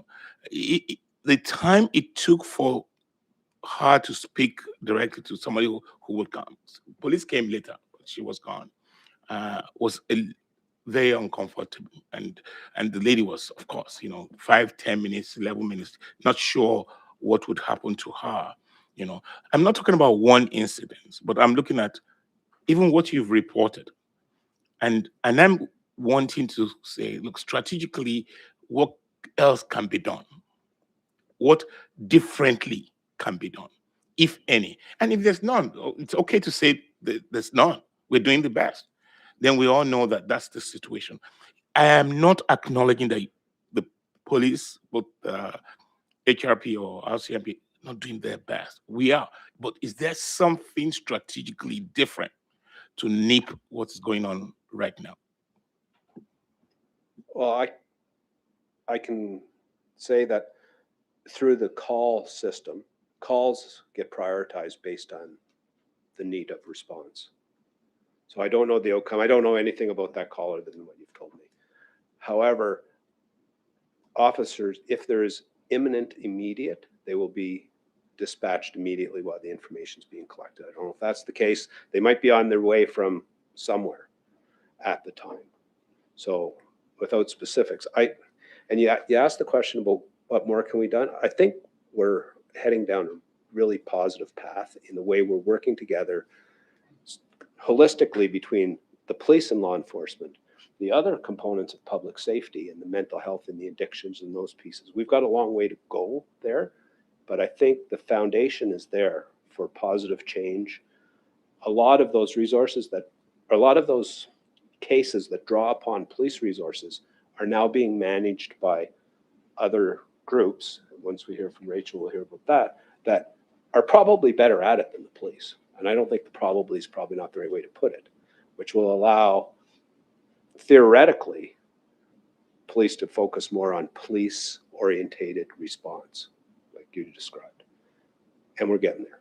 I truly believe we're getting there. The changes I've seen in my time here and the collective, collaborative responses and problem solving is very good.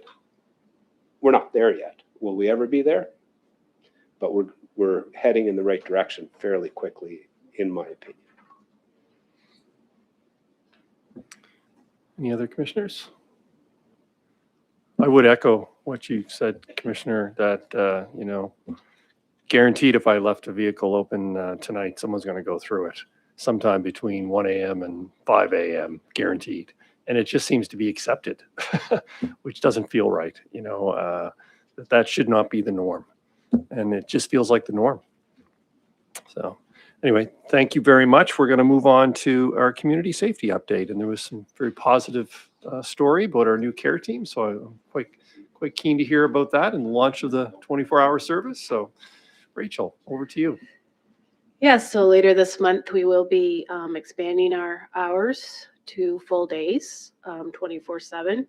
And our numbers are still low. We did a bit of a soft launch. And so you'll be seeing some media coverage in the coming weeks, and we're ramping up communications. You might see ads in your social media feed that are coming up for people so that they are socialized to the program, so that when an opportunity arrives, they know it's there and they can choose, like, oh, there is another option to calling 911 for these situations.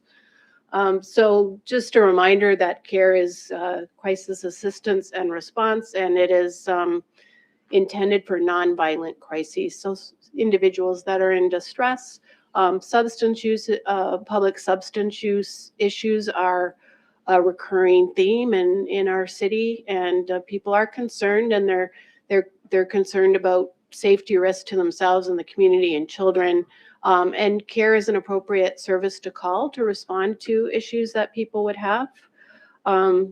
Just to follow up on the recent question to the chief about what can we do together, I see examples every day of HRP and RCMP and our homelessness team, for instance, or CARE, or AIM, which is a team that can also respond to people in encampments, working together. Sometimes it's, our team will go in first and try to offer solutions, maybe to relocate a person or to get them the help they need. Sometimes things escalate, and then we do hand things over to police, but I see that happening every day. So I think as these programs like CARE continue to grow, that partnership will expand. I also have had a number of inquiries lately about what happens to people living outdoors in severe weather.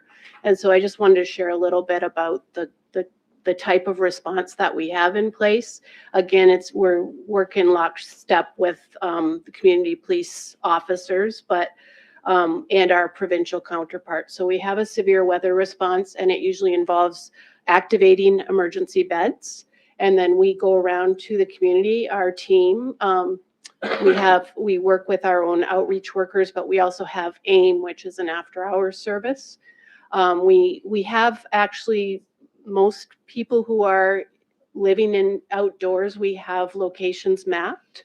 So in a situation like this, we get out very quickly, warn people about the weather that's coming, or perhaps it's cold weather or extreme temperatures.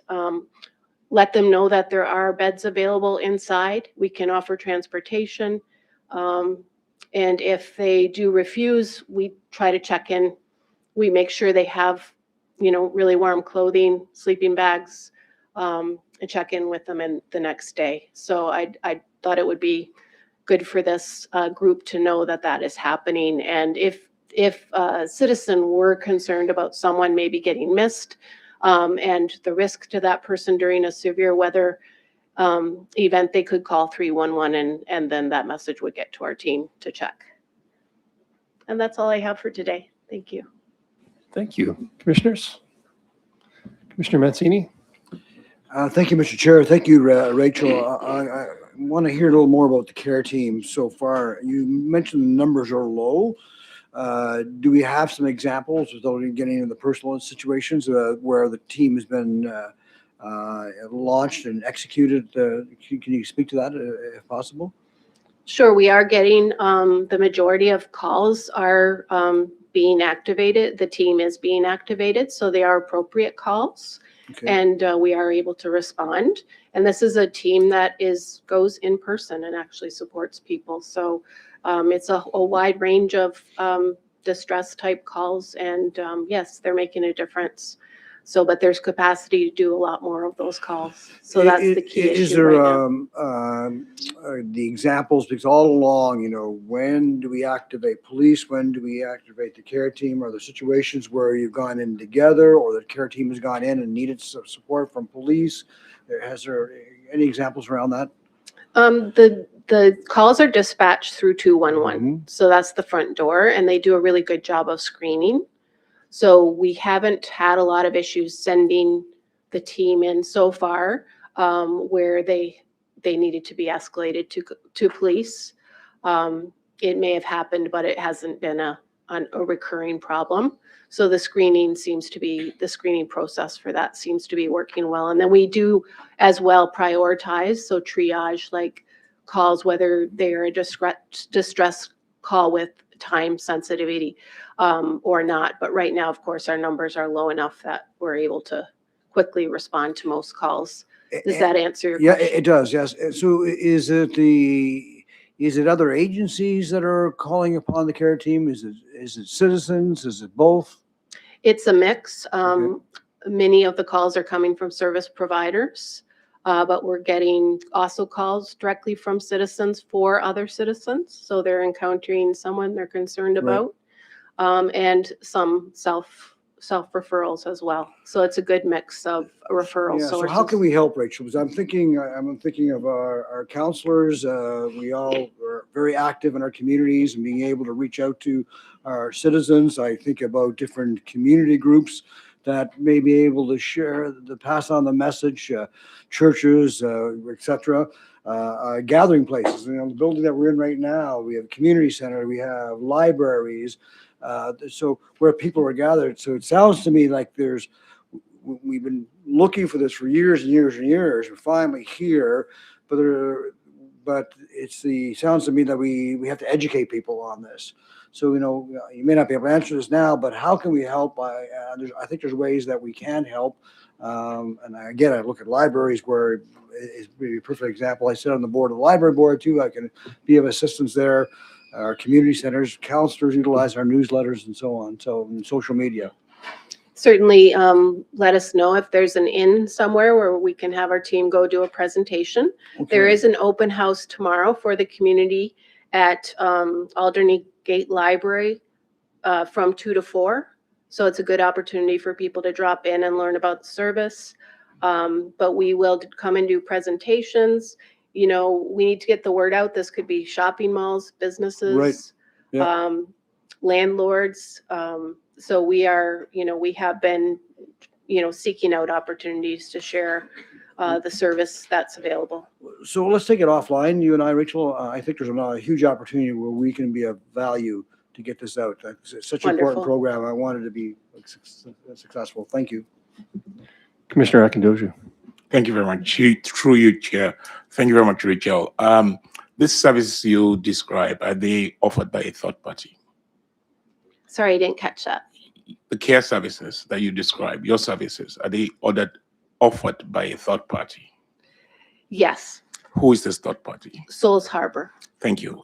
I read a bit about Souls Harbor and what they've done, wonderful things. What kind of training do they have to fill this position and to fill it rightly? I know that the experience is still low and starting, and risk is not managed after, it's managed prior. Councillor said, the first thing he said, did they go in conjunction with the police? Is this, what gaps how do you think this organization can manage risk? And what's the outreach in terms of the number of people that they may need to put into this organization to make it more effective? Thank you. So when we designed the program, we looked at other successful similar programs in other jurisdictions. And so we modeled our training program after that, but some of those programs have been in place for a few years, and it includes suicide intervention training, nonviolent crisis intervention, diversity and inclusion training, and a number of others. I can follow up with a more detailed list of the trainings. The idea is as CARE grows and expands beyond the pilot phase, that there may be multiple service providers. And that's how the model works in other cities, because, you know, certain communities, the service provider may need to look a little different. So our current pilot area, which is Central Dartmouth, we are partnering with Souls Harbor. As we expand, there may be other service providers brought in, but the model of service delivery would be consistent. The training provided would be consistent. How do we manage risk? It's about doing really good screening of the calls and constantly evaluating as well. We evaluate the data on, you know, calls, if they were inappropriate, why, and reviewing those situations. What percentage of calls do we successfully intervene? So that's part of our pilot program, is to evaluate all of those functions of the team and to adjust as we go along to keep our risk low. Thank you very much. So would this be a contract to Seoul Harbor and they do the recruitment? And where is the budget cutoff? Is it cutoff of HRP budget? Is this budget out of HRM or community safety? We have a... If you know where it's cut off or what, do you have an estimate of what the budget is for this group? The service provider is in a service agreement with HRM. So we fund them to a maximum amount per month, but it is based on billable cost. So I don't want to speak to the actual budget numbers here because it is a confidential service agreement. Maybe I could take that offline.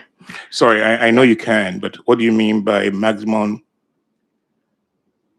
There's a service agreement that says we entering into an agreement to deliver this service, and the compensation is based on the actual expenses related to the delivery of the service. And there is a maximum threshold amount that the partner can spend.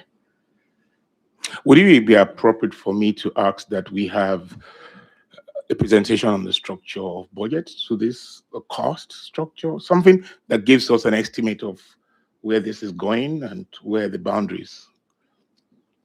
I'm not sure. I mean, it's not within our budget. That's more informational, correct?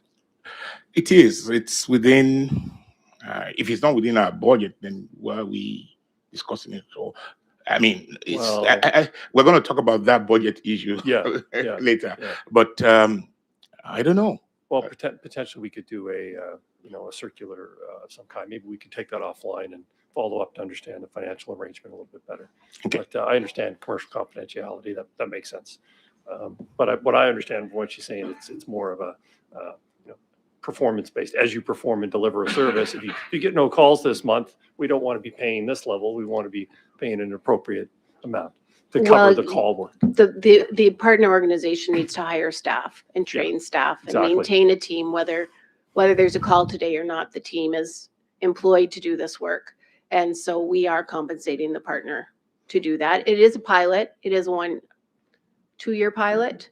So at some point, all of this will be disclosed, right? And decisions made by regional council, whether a program like this is viable and worth the money that they are investing in it. So that's the nature of the pilot. So I think it's early days, Okay. and we need to wait and Thank- see the outcomes. Thank you which will very, be very much. reported on. So you said the pilot is within a specific area as at now? Yeah. So what happens to other areas? Are they limited to that area, or if things happen elsewhere, you try to tell them to do that, or is it still back to the police Right now, it is limited to Central Dartmouth. only? Yes. That being said, we're constantly monitoring if this is a pilot, so it is Sure. somewhat experimental. If we find after a number of months that our call volumes are still not maxing out the available team, we could consider the steering committee, which involves police and community partners. We could consider to expand the geographical region. So my question is, if anything happens in Sackville at this time, the police will still attend to that? Correct. Thank you. Just a related question, Rachel. So today, only the calls that come through 211 are being processed and directed to that service. That's correct. We have some ongoing work to more fully integrate police and IES. Oh, okay. Yeah. So at some And point. that's underway, and there's a plan Okay. to very get good. there, but it's Yeah. it's taking a little bit more time because it's complex, as you could imagine. There's I risk in can diverting calls. Well understand, yeah. Is there though, while that's going on, so that the team learns and benefits from understanding situations that are potentially out of their control, do they get co-dispatched in the Dartmouth area today? If there is a 911 call, are they calling you up to have the team attend as observers? Or no? No. No, they're not. Okay. No, it's more a triage of Yeah. calls that come Yeah. to 211. Just checking that Right. they shouldn't be diverted to 911. Yeah. And sometimes there are a few calls that are like the 211 operator would make the judgment, oh, there's a weapon. You Yeah. know, we're not Yeah. going to send care No, there. no. So And you mentioned it's a 2-year pilot, funded for 2 years. And recognizing over time that the geography coverage footprint will grow during that 2-year period. Was it intended that by the end or some point during the year end of year 1 to year 2, we would be providing full urban / maybe HRM coverage? Or is that after the 2-year pilot is done, Yeah. we'd be considering the broadest coverage? the pilot size geographical region was again established based on learnings from the jurisdictional review. So the intention was that the original geographical boundaries would likely serve the project throughout the pilot, would likely be that region for the whole length of the pilot period. So However- the service coverage area will not In- expand. It's not intended to expand greater than Dartmouth for the first 2 years of the That's pilot. correct. However, if there is capacity to expand, we know the needs of the city, Right. and we're not going to limit the service if it's not fully utilized within the geographical region. And that's the nature of a pilot. And I want people to know we're closely monitoring the data. Yeah. And we have a really good data set because 211 as our dispatcher, that's a strength of theirs. Yeah. So we're able to collect, in-time data and keeping a close eye on that because I want the team to be fully utilized. And we won't wait for 2 years if we know it's not. If the team has capacity to serve a bigger geographical region, then the pilot has, the flexibility of expanding. Just one final question related to that then. So is the thinking around the pilot that after the 2-year period, the pilot would end? Or is it thinking that we will operationalize this past that? We're just trying to figure out what the long-term sustainable model is. Can you give us a little I guess it guidance? will be, we're hopeful. We've seen that it works in other cities. Yeah.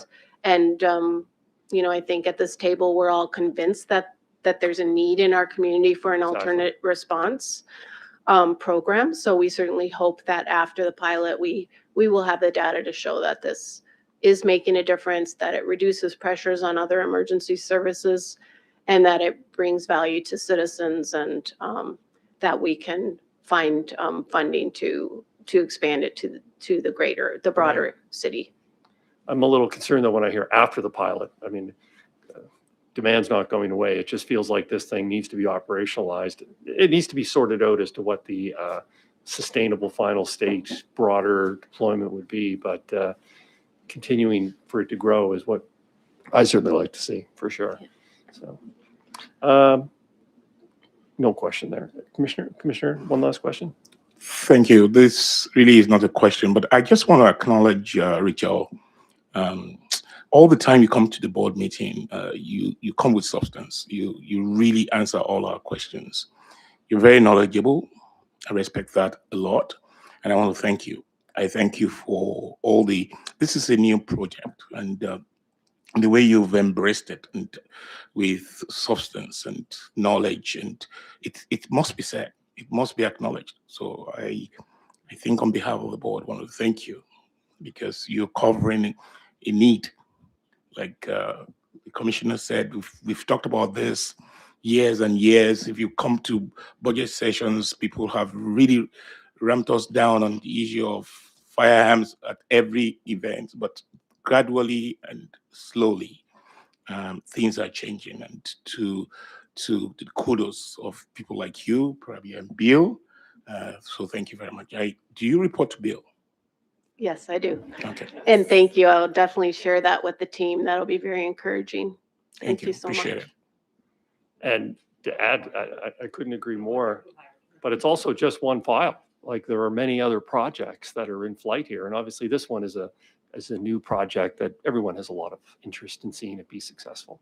So are there any other topics that you wanted to, you mentioned about the winter season and caring for those who are living in the rough. Is there any other updates on projects or services you wanted to share with us? That's my report for today. Thank you so much. Thank you very much, Rachel. All right. We are going to do one more item, which I think will be quick, and then we're going to take a break and we're going to do the work plan. So I expect we'll, let's do item 10.3.1, which is a new proposed policy for the code of conduct complaints against us, commissioners, and a little bit of formalization. Could we have a commissioner put the motion on the floor? Commissioner Vice Chair Kent, would you like to put the motion? Yes, thank you. I'll put the motion on the floor, and I have one question. I move that the Board of Police Commissioners for the Halifax Regional Municipality adopt in principle, subject to any comments from the public which are incorporated into the policy after the normal period of public review, the policy entitled Code of Conduct Complaints regarding a member of the Board of Police Commissioners for inclusion in the Board of Police Commissioners Policy Manual, as outlined in Attachment 1 of the staff report dated January 7th, 2026. So moved. Thank you, Vice Chair Kent. Can I have a Seconded seconder? by me. Thank you, Yes. Commissioner Akindoju. Now that we have a mover and seconder, we can have a discussion on that. But before we do that, again, this is the adoption in principle, and that this policy then would be subject to the same public consultation period that other policies have been. And with that said, I'd like to offer our legislative assistant, normal legislative assistant is unavailable today. So our council is going to introduce a few words on this new code of conduct. Thank you.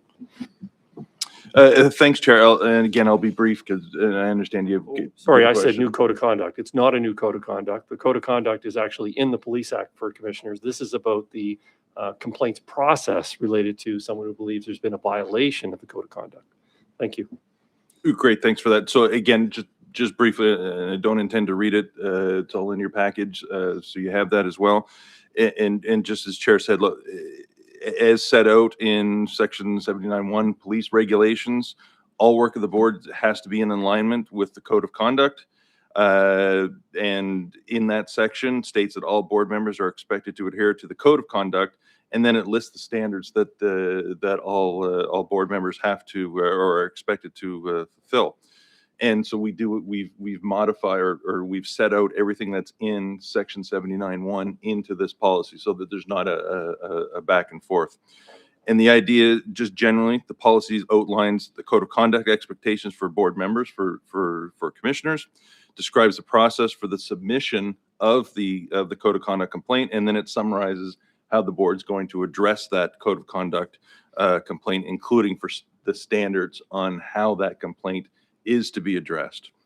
So it goes through, some process, some procedures there.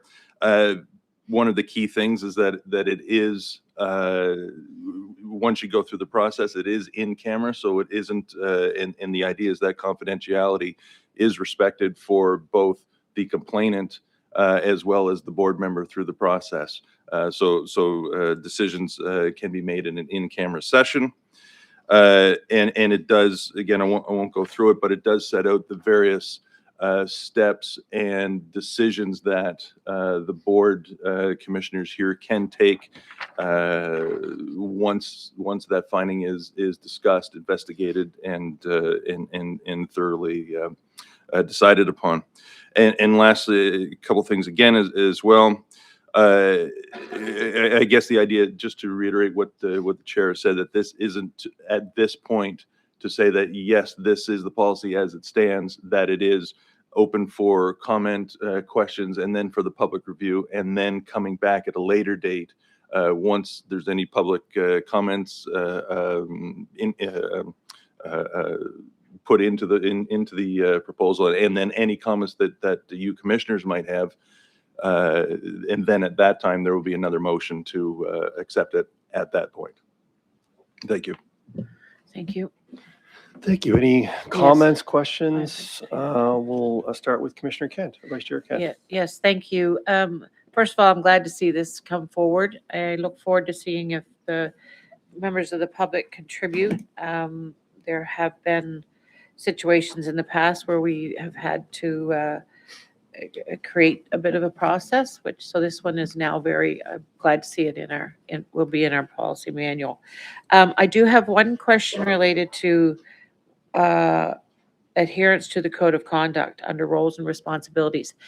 Did that come directly from the legislated regulations? Because there's one D. D says, keep confidential any information disclosed or discussed at a board meeting. Should that be at an in-camera board meeting? Because anything that's disclosed, any information disclosed or discussed at a board meeting here is public. So I find it odd. Through you, Chair, to the Vice Chair, then, yeah, great question. That's taken directly from Section 79(1) of the police regulations. So I think it's probably reasonable when they're saying there, keep confidential any information disclosed and discussed at a board meeting. I think in this case, it would be for the in-camera board meeting when it's discussing the actual complaint and what the Board of Commissioners are attempting to do. It's not to stifle anything that is made in an open forum or anything of that nature. I guess for me, is there a way we could identify that? Are we allowed to put that in? Because I think that in general, the code of conduct is our conduct all of the time, despite whether we're in a meeting or not. This one, really, it is. There's layers of it that says about, our discharging of our duties and don't do anything inappropriate in our personal level or professional level that could discredit the board, things like that. But this one specifically says keep confidential any disclosed or discussed at a board meeting. And it really should say at an in-camera board meeting, because everything else there is not specific to an in-camera meeting. The process is for us to consider, but this is actually outlining the conduct. Yeah, and fair enough. We can't change the legislation from which it came, but we can certainly take that and look at how we can adopt our policy to make sure it addresses that potential concern and how that might work there. Fair enough. It's just something that struck me. Okay, that's the only thing that I saw that I would want to draw to anyone's attention specifically, other than it's great work, and Josh and Chris, might have been Marty. Thanks for the work on this one. Any other questions or comments? Barring none, we'll call for the question. And again, this is the adoption in principle subject. It won't become finalized until a future vote occurs. Okay. So it'll be just the consensus that we will put it out for public comment. All those in favor? Aye. Motion carried. Thank you. All right, we will take a 10-minute break, which will bring us back here at 3:20. And then we'll start the work plan process. And I'm guessing that's probably be about 45 minutes to an hour tops. So, all right, thank you very much. Let's get right back at it though at 20 after. Okay. 10 minutes. And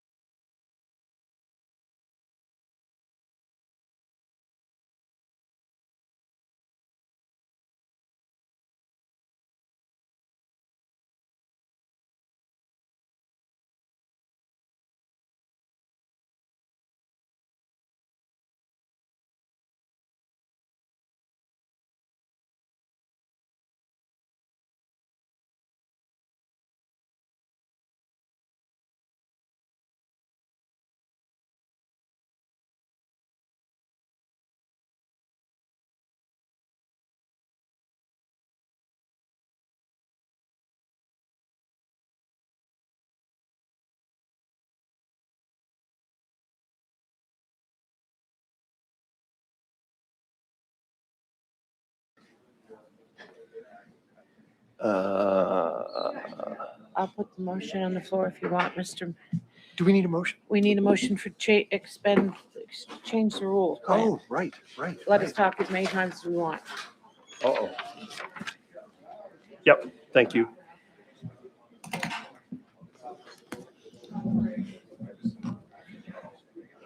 All right, we're going to reconvene so that we can end on time. Well, actually, that could change. It's on the time. So we are on to agenda item 10.3.2, which is the Board of Police Commissioner 26-27 work plan discussion. So that is a obligation that we have to create and formalize our work plan and submit that to City Council, Regional Council, sorry, by June of this year. And so we started that process last year, and this is our obligation. This is the first in what will end up becoming a more formalized plan. So we're just trying to draft it first, get the ideas of everybody, and we really want all your participation. This isn't just about us. And so we have a facilitator, and first things first is that we need someone to put the motion on the floor so we can kind of change the rules as to how we can operate for this aspect of the agenda. Yes, Vice Chair Kent is going to, as graciously offered, to read the motion.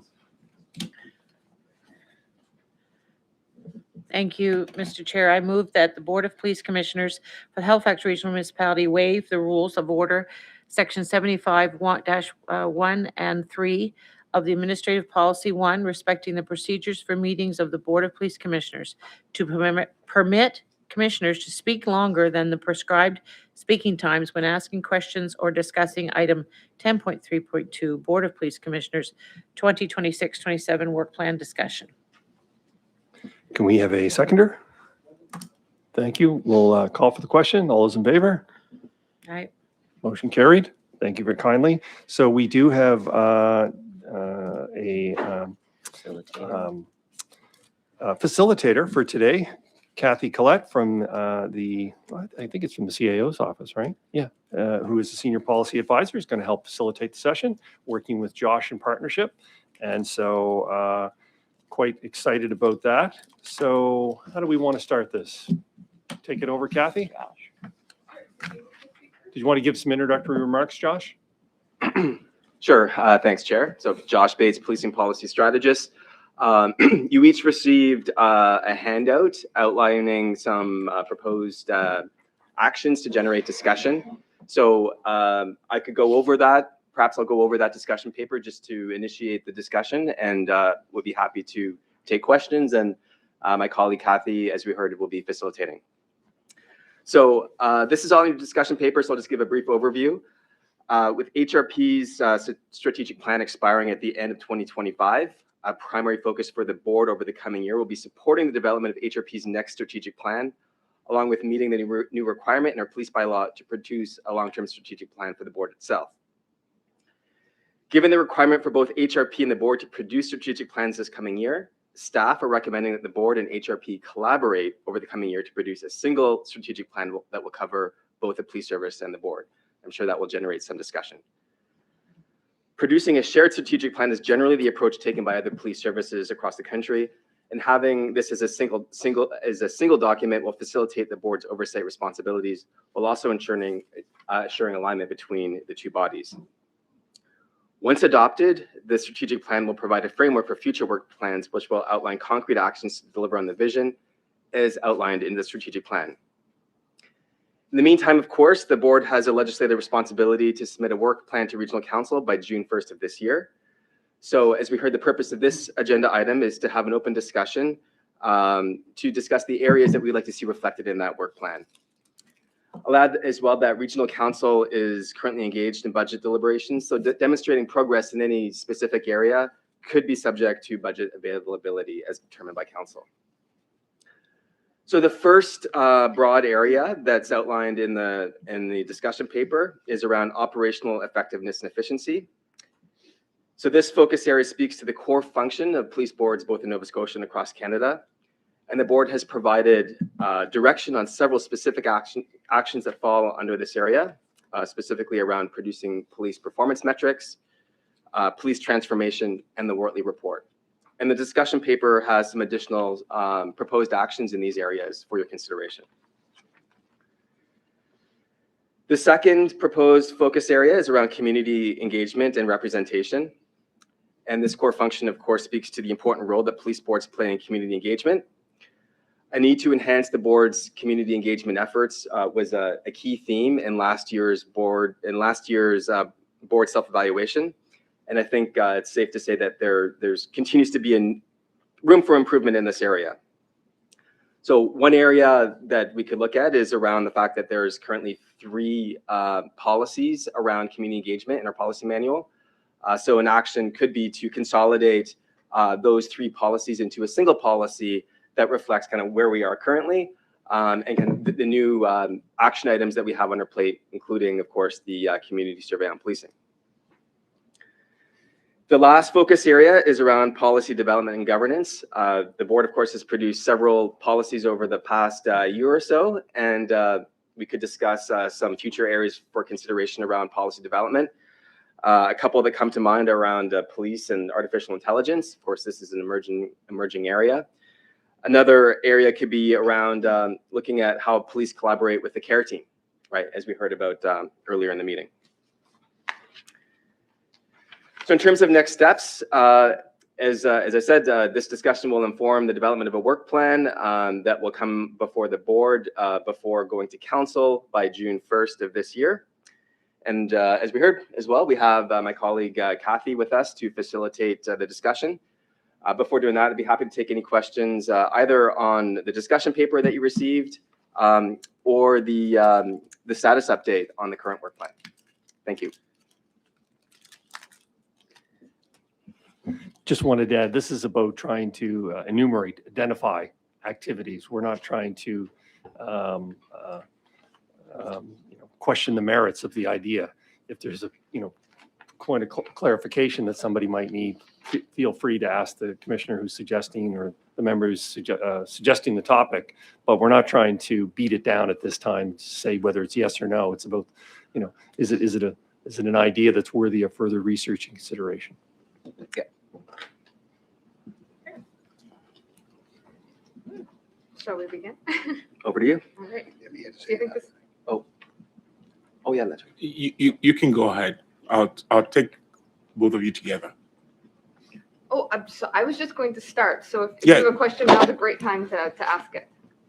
I just wanted to share the fact that to have a very clear work plan, I thought we should have set up probably half day or to sit down out of board meetings. It's funny you say that was my first reaction too, but I think the understanding is that it all needs to be done in the open session. So if we're here for another half a day, we're all going to get hungry together. But So it's not. I'm not even my fear. Not my fear. My concern is why do we have to prepare our work plan in a public setting? That's my own All of the question. board's work needs to be in public unless it meets the requirements that are identified under the Police Act. No, my understanding is a work plan is how we want to work. Yeah. It's the next strat from our strategy has nothing to do with decision. What do we want to do over this year? And it's just my understanding. It's I'm not a lawyer. I don't understand a lot of policy, but I look at it literally. It's a work plan. What's going to be our guide walking through the year, or 2 years, or 3 years? So that's what I'm saying.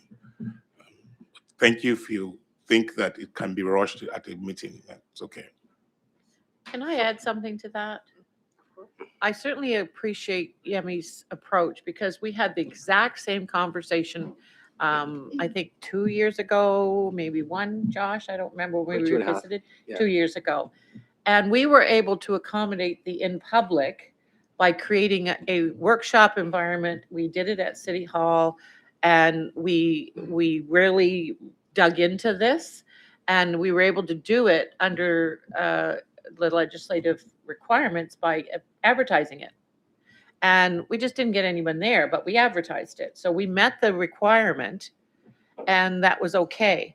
And I when I was reviewing this, I thought, wow, this is going to could be a very long conversation and or not. I mean, we might get it done this afternoon, but it doesn't feel like an environment that is conducive to the kind of, I think, getting into the meat of it. So I just want you to know what we've done in the past to meet that legislative requirement.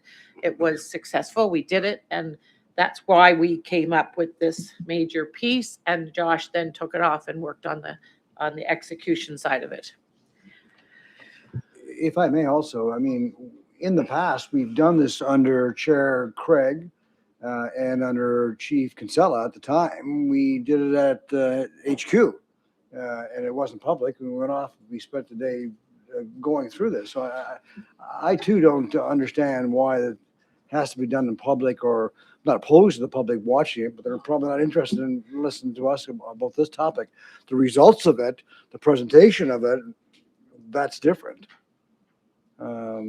So, you know, I challenge that. We have the same problem as city council. I mean, city council, we're not allowed to go off and do a retreat to talk about team building or things of that sort, which is ridiculous because we were able to get around it recently, but we should be able to do that. So I challenge the fact that it has to be done in public, and I agree. We should be spending as much time as we need to get it done. May I comment? So this is my first time going through this process, but we did consult with our previous solicitor, Marty Ward, and as well our regular clerk, and we came up with the you know, in order to dovetail this with a session. First of all, it was acknowledged that anytime you bring the entire board together, it must meet in public, unless it validates as one of the identified reasons in the act for having an in-camera meeting. You know, that's just what I've been told. I can't argue that there's very specific things, whether it's a complaint, whether it's you know, a contract, or there's a number of things in the act that require. Right, they're different, but anytime there's a quorum of the board, that's considered an official meeting of the board under the act. So therefore, But we accommodated that. we did. Yeah. The exact same Yeah. subject. Yeah. 2 years ago. Yeah. And satisfied that. Yep, no, absolutely. You can have a meeting over at the large room at City Hall. I forget what that's called, the Halifax room, which was discussed as an option. And the issue was trying to get that meeting in as an additional meeting. And we thought we could combine these together. And this was the option that was recommended by the clerk's office and our lawyer at the time. I'd suggest that we plow through it. We get started, we try this, we just see how it works. We can revisit this. And this is not a once and done thing. This is something that will come back to us. You'll be able to add to it and so on. This is about just a work group session to identify, enumerate options for potential work activities. Thank you, Chair. The reason why I raised this, I went, with all respect to Josh, I went critically, spent a lot of time on Saturday reading this document. I don't think this is what I want to see as my work plan, personally. I disagree. Yeah. A third party, somebody can. That's not the work plan. That was just a discussion. No. I'm document saying to the suggest. We're going to be Yeah. discussing this suggestion. I'm just exercising my thoughts Yeah. here. I disagree with some of them. So if within the time limit, you said 45 minutes, can we really look at what I want to talk about and what Josh has suggested and what somebody else is going to say? It's just, we're just going to rush through our work plan. So that's my suggestion, and I rest my case. I suggest we carry on today, get through whatever we can get through. And if we at the end of this feel like no need more space and time, we create what we did the last time, and finish it. Let's go. Yeah, I was gonna say, before we jump in, you know, we should kind of have some will of the group to participate in this if it's going to be useful at all. I will not be the least bit hurt if I have to come back another time, or if the will of the group is not participate in this. I think we leave it up to the, you know, the chair of the board to make sure that this is what we want to do now. Let's start. Let's kick it off. And I'll start by throwing out a suggestion for a work plan item for 26, 27. Josh just kind of touched on it a minute ago. We've been doing a lot of policy work. We still have a bunch of policies that have not been revisited in quite a long time, and some are duplicated. And one of the items that I think we should add is a policy manual review in 26, 27, where we look at HRP, BOPC policies to identify any renewal opportunities. So things that we should be reviewing and renewing. So just that's a work item. And if any points of clarification are required, that's what we could discuss, but we shouldn't be deciding at this point. No, we can do that when we come back with a draft in writing. Perfect. In line with that, I would like to suggest another different thing, basically a total review of the budget process. Budget reform. I am totally unhappy with dealing with the police budget, the way we've dealt with it in the many years that I've been on the board. I was hoping that our work process will elevate and bring a discussion on what really and how this budget should be done.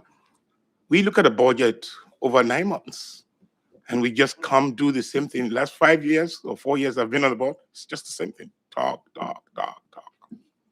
No detailed substance. I would love to see a 3-year budget plan that gives the police adequate plan on, this is where, and then we come back and see and talk about budget control. Where are they?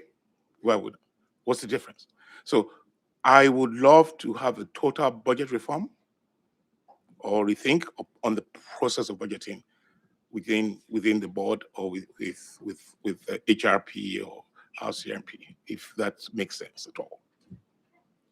But I think following the chair's lead, maybe the best way to use this time really is idea generation. So I think if we had all day ahead of us, we might have someone speak to what is legally or legislatively allowed in terms of budget. We might kind of hash through each item as we come up with it. But I think given the space, time, and really just like the form of this Greg, can you put me on the list? I think we will. I'd like to speak. Can you put me on the list? I will ask a few specific follow-up questions. But I think we will kind of keep it as How would she general know as it was one done? Knowing, I think that this will not be the only time. Okay. But this is something we'll find. Do you have a speaking first? No, so, and again, I did kind of raise this concern with Josh. So usually when you would have a conversation like this is why I think you would have it sometimes in a bit different format. It is more give and take, responding, not, run so much like a council meeting. It's more like a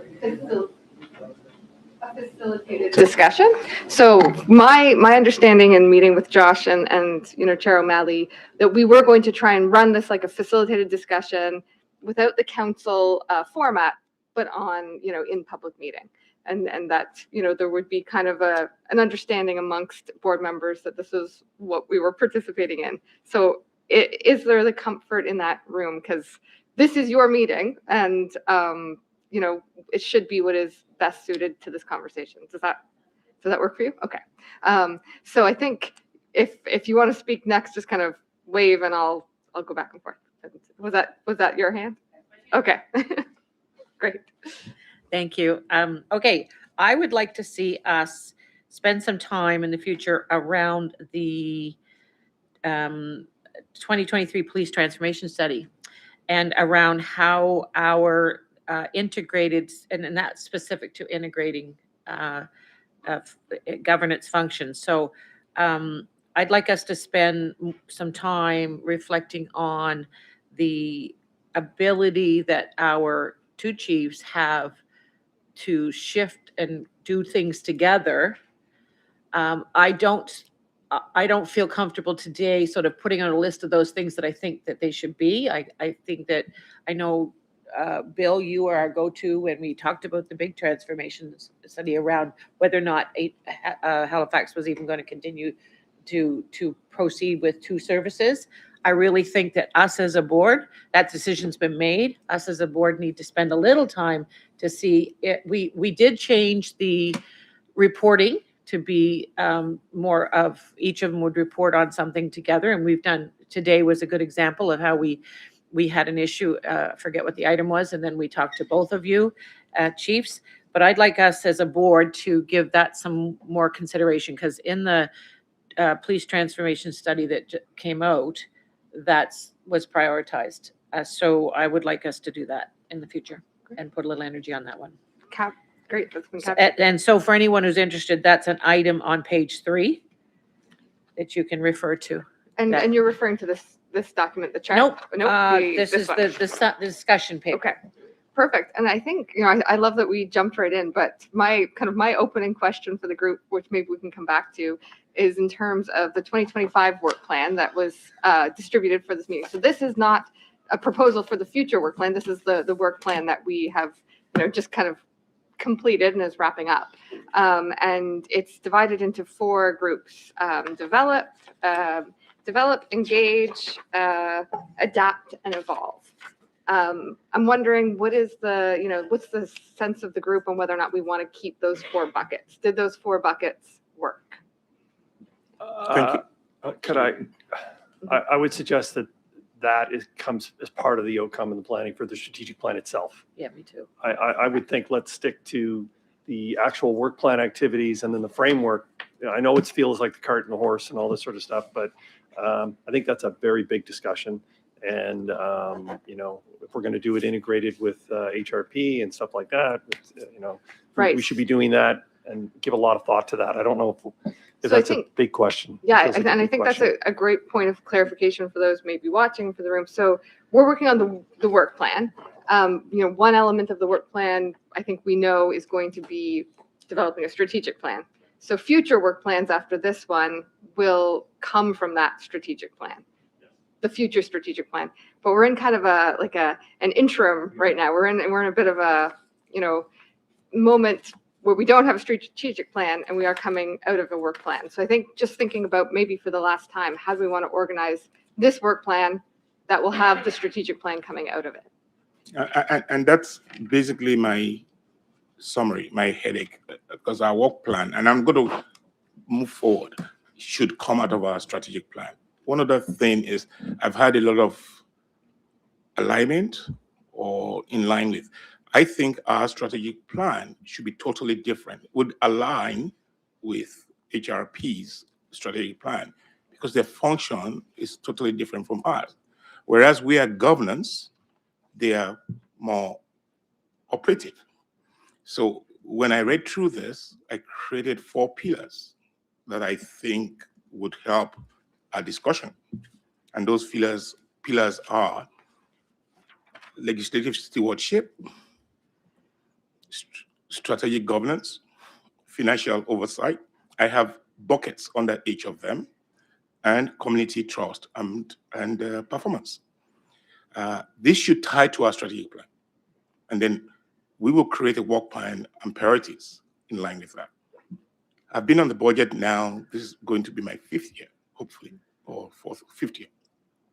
And I want to really work on action plan, not just policy and talk and that. I really want us to achieve 1, 2, or 3 things. When you refer to the previous work plan, there are 1 or 2 items here that's still pending in process. Why should we should agree. Do we want to shut it down or do we want to bring it forth? And that's under the pillar of engage. And engage, I have just expanded a little bit to community trust and performance so that we can bring up those ones that are in progress into this new work plan. Can you repeat those pillars, please? Legislative stewardship. Stewardship. What does that mean to me? Police Act compliance. Because we are basically working with the Police Act. So that's not changed. Ethics, lawful governance, or chief accountability. Then I said the second one would be strategic governance. It looks more onto long-term directions, performance oversight, risk and modifications. Then majorly, my forte is financial oversight, really revamping the budget process if we can. If there's one thing I would love to do before I leave this to revamp, if we are allowed to revamp that budget process. It hurts me every year that we come here, and I really think we can. It's possible. And lastly, because we want to represent the community, build trust and engage performance. That means public engagement, which is part of the existing work plan. Compliance and use of oversight, use of force oversights, and equity and service outcomes. Just a summary. Okay, great. And so I think, I think one of the ideas that have come up is, anything that's marked not as completed, anything that's still in progress, there could be an assumption we would bring that forward, but I think there was at least one that Josh pointed out that might, we might want to not just seamlessly bring it forward. And I think that was in response to the Wortley report, that there was one element that was still in progress that we might want to look at. Yeah, so thank you, Kathy. So on the Wortley report, we've been coming, the police services annually have been providing an update on the Wortley report. The Wortley report came out in 2019. I think we all acknowledge the importance of that report, and there's been tremendous work that has happened since that report came out. Now that we're 7 years on, I think it's worth, asking the question, do we continue having annual reports on the Wortley report, or do we look at specific recommendations that perhaps are still in progress that we could integrate into our work plan as a whole? So the discussion paper proposed a couple of recommendations that still seem to align with the board's priorities.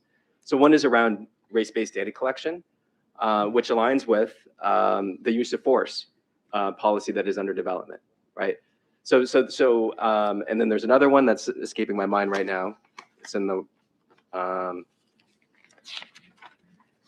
it's around officer wellness, right? So we could, again, instead of having an annual report on the Wortley report as a whole, we could look at some of those recommendations and integrate it into our work plan. And I think officer wellness, I'm sure, is another action that's going to be coming up as a discussion for our work plan. So that's one that we might want to wholesale say, like, might not want to wholesale, say, all right, we're just going to continue going forward, but evaluate it in terms of how we're going to tackle those recommendations. So with that, is there a general consensus that anything that's marked as not yet complete in the previous work plan, we do want to carry forward in some shape, even if it is in a differently named bucket? Is that?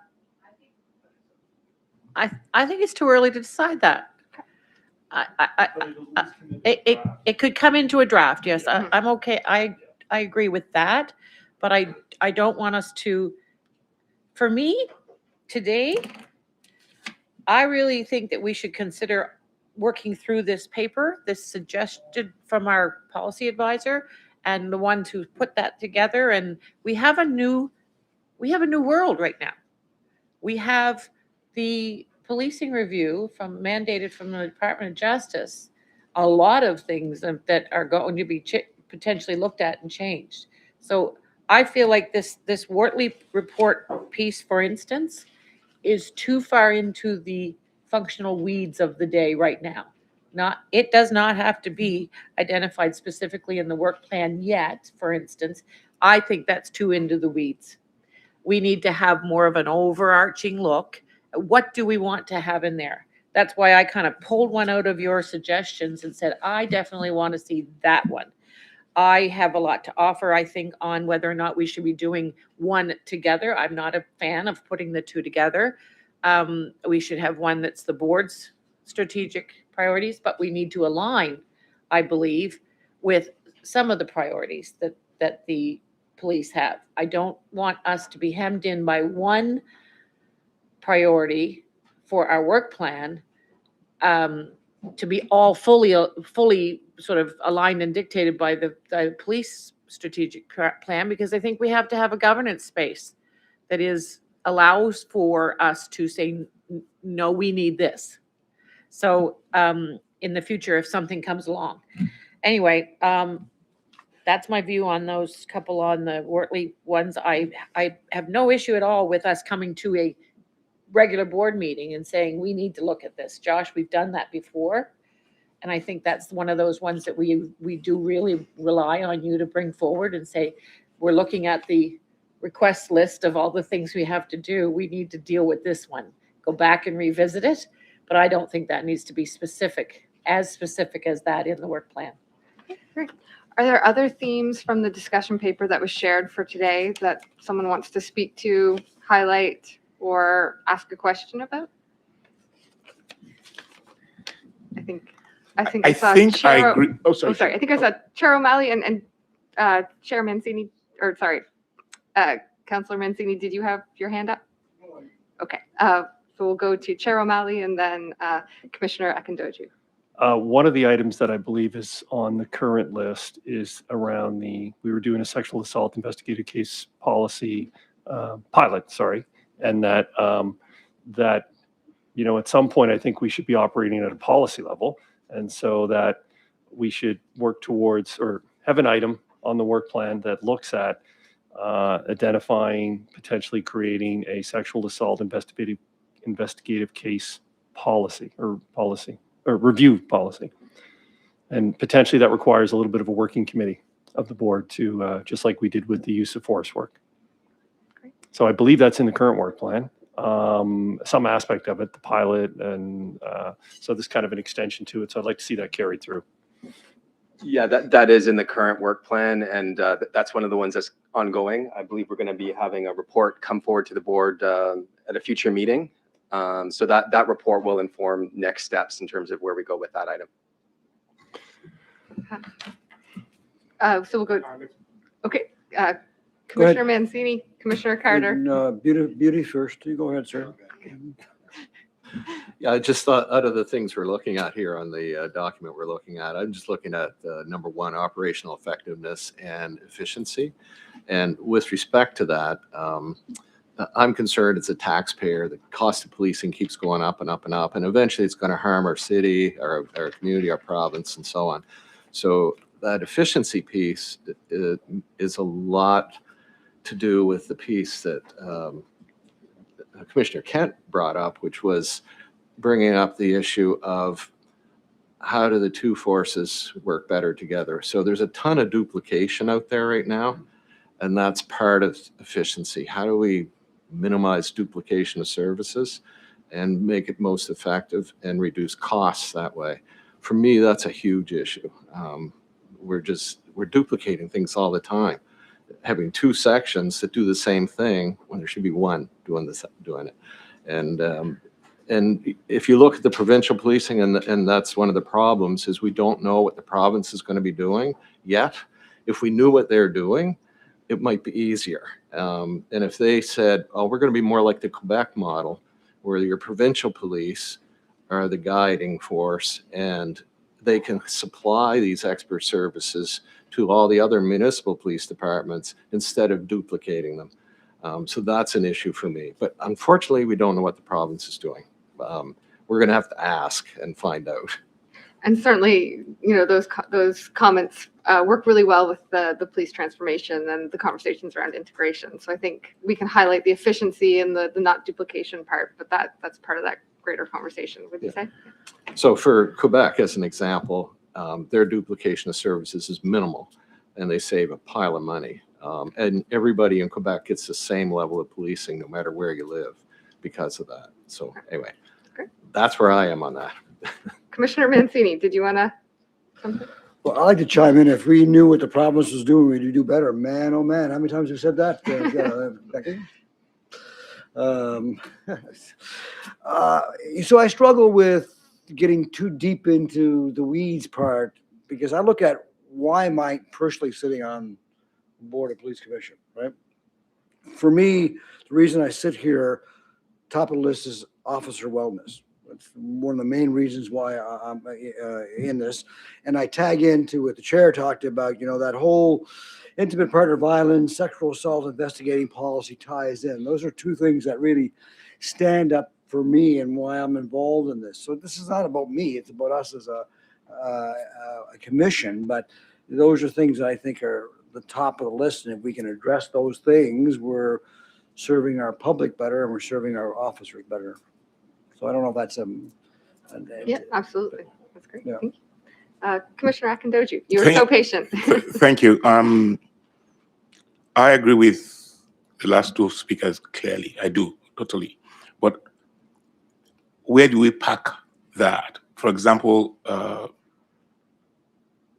someone spoke about efficiency and defined efficiency as collaboration between HRM and HRP. And I put all this under strategic governance, performance oversight. So we can break those things down and say, okay, two things there: performance oversight and risk and modernization. Modernization is what is changing from the old structure to the new structure. So I just want us to be a little bit strategic in putting these things in clear buckets so that we know what we want to do today and what we've done, and then set clear, measurable goals for ourselves. So at the end of the day, we say, look, this is done. You know, so that's why I spent a lot of time on Saturday to bucket these things. You know, I also want to acknowledge what just said concerning the Wortley report. We've beaten that, but it cannot die. Right. We need to bring up what or where we are with that and put it under something like, you know, legislative stewardship. Because That's why we put it in the first place. yeah. So that's the way I'm looking at this. And through you, Chair, that's why I thought our work would be done over half a day to get this really a meaningful thing. And I think, you know, we'll let kind of I can spend half a day now. Yeah. Maybe for us to do it. we'll let it kind of unfold organically. So I think I don't think there's any you know, expectation or at least any requirement that we have to leave here today and this be the only conversation we have about the work plan. So I think we'll see this as we're starting the conversation today.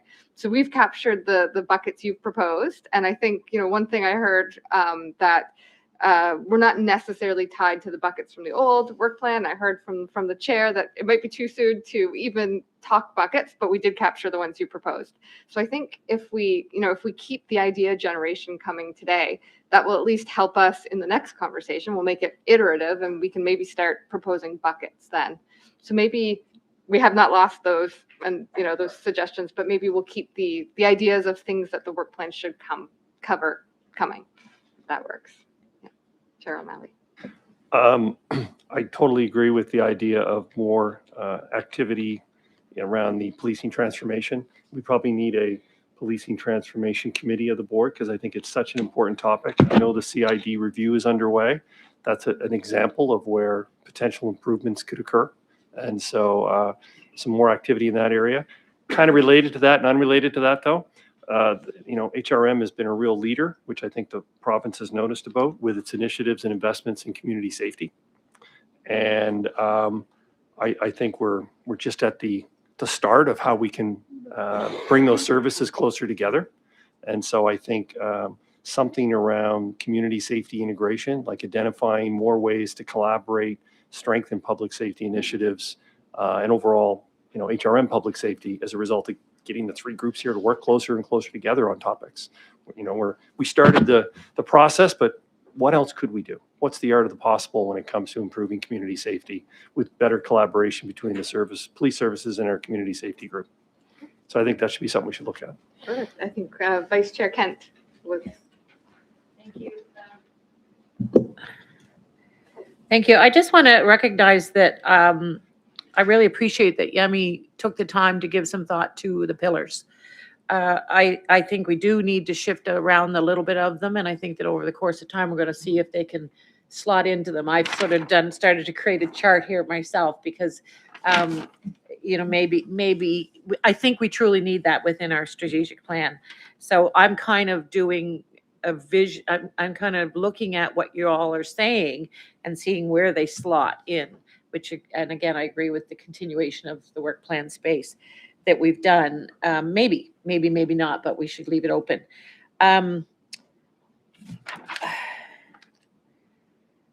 What was I going to mention? I've lost it. No, so through my work at the Nova Scotia Association of Police Governance, one of the things that Josh and I got to sit in on, and maybe our folks from the province, if we still have somebody, do we have anyone, or they left? I forget his name, Josh, you might remember his name. We met at the conference down here at the Weston. We sat with the person who is leading the completion and follow through on all of the recommendations from the 2023 policing review. I forget his name. What was his name? Curtis Komotsky. Yes, what was it? Curtis Komotsky. Curtis Komotsky.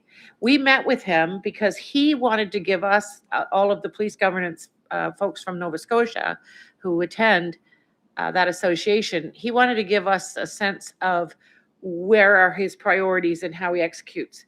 It was clear from him that he is the lead and he is that person who will manage anybody who's involved as to how and when it happens. And his first priority, just so you all know, is the data collection, the collated data collection, that with whatever infrastructure they need, whatever tools they need. They'll be, I think he said he was meeting, I think, with the chiefs soon after our meeting. That would have been November, I think, early November. Yeah. And that he anticipated that just that one recommendation alone would probably be 2 to 3 years before it would be complete. I say this now because, one, that's important information for us to have, because that's going to become part of a narrative that we're going to hear about. But also, we may not know what the province is going to do in our terms here on this board. So I don't think we should wait to put it in a space where we're going to wait to see what we want to do based on what they're doing. We now know that it's going to take a few years to do the integrated data piece. We also found out one of their things was the funding model. And at the joint Nova Scotia Association Police Governance Conference that we had in Digby in October, we also had the police chiefs there. That was a joint conference. And in that, we had a presentation from Charcy, and there was another person with Haley Crichton and Charcy Marchand. And they were asked very specifically about when could we expect something around the funding model. This one is relevant for us to give some thought to, because she specifically said we should know what their idea of a change will be in April of 2026. So that's 2 bits of information that we have now that we can on her timeline for April, I wish them well, if they can get that put together that fast. I think the other guy seems a little more inclined to speak some more reality, and I don't mean to be disrespectful to either one of them.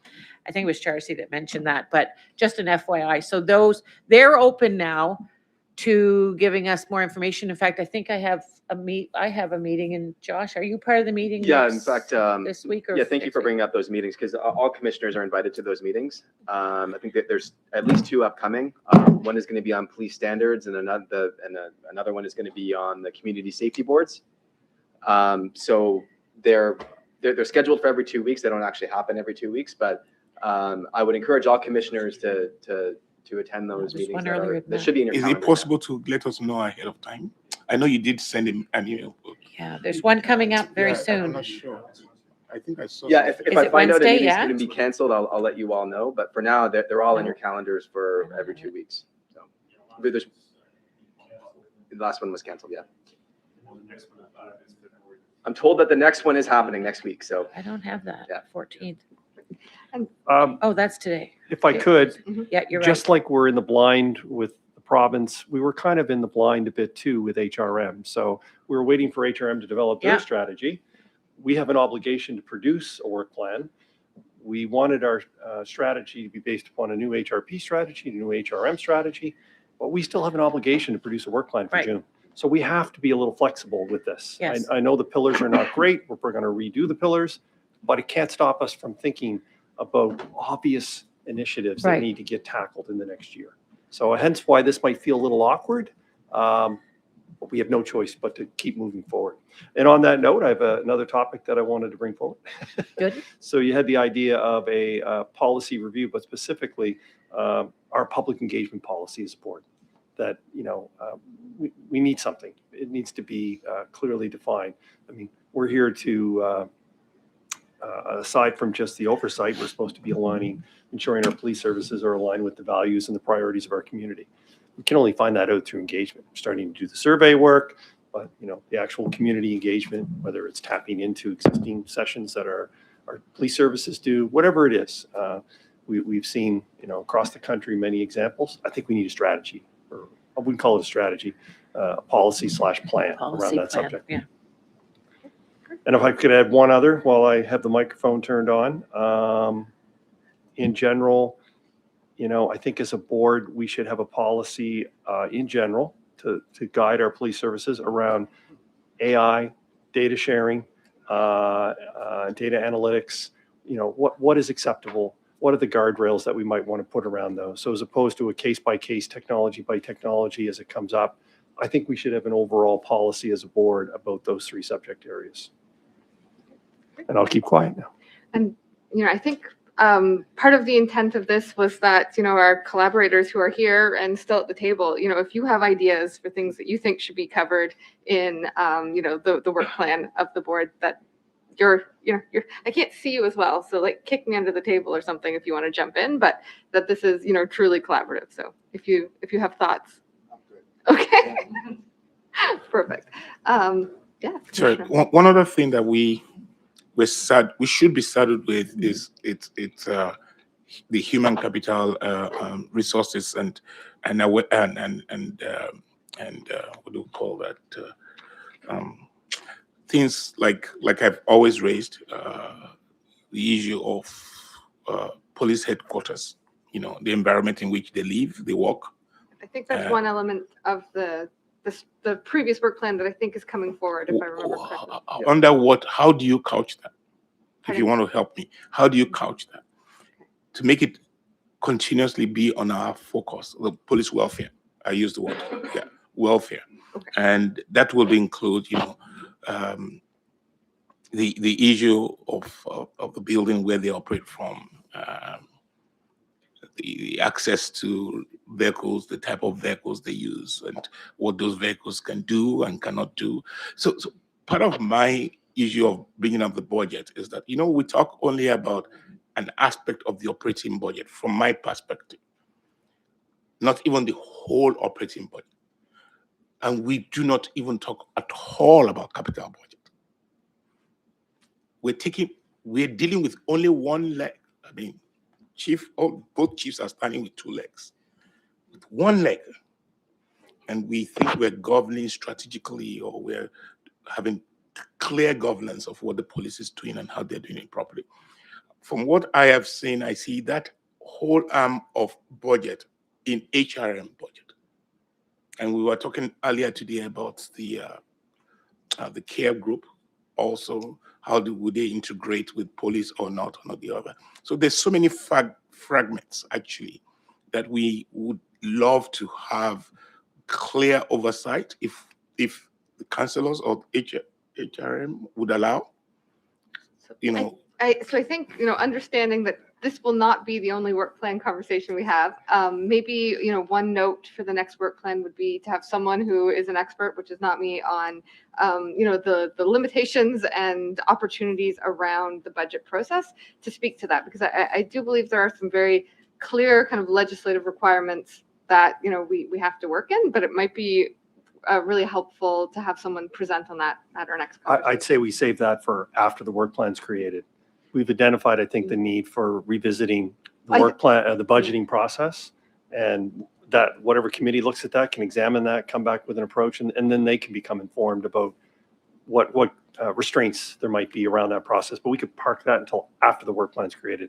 In my opinion. Absolutely. If it works for the committee to only have, you know, one kind of element of the work plan that says, look at the budget, then we can kind of put that to a later discussion. Another example would be that, just like, the commissioner is saying about the fact that capital's been treated differently. Now IT's being treated differently. And yet that's a significant piece of policing. How can we not have oversight over that any longer? So that's another example of whether the IT services and the technologies are meeting the needs of our police services, are they being delivered internally in an efficient manner? So I think there's a whole bunch of things in that regard that needs to be examined. Yeah. So, yeah, Vice Chair Kent. Nope.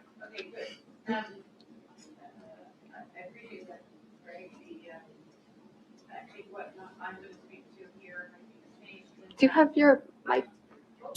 I truly want us to not lose focus, and this would be, I think, under the financial piece, that the pillar, wherever we land, the budgeting, the what's included, what's not, what do we have oversight on, what's not.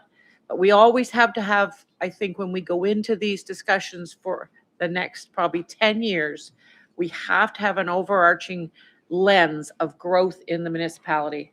We cannot lose sight of that in our strategic planning. The growth of municipality is it's exploding, and we've got the onslaught of a lot of cranes in the air right now, a lot. And Tony, you probably have the numbers on how many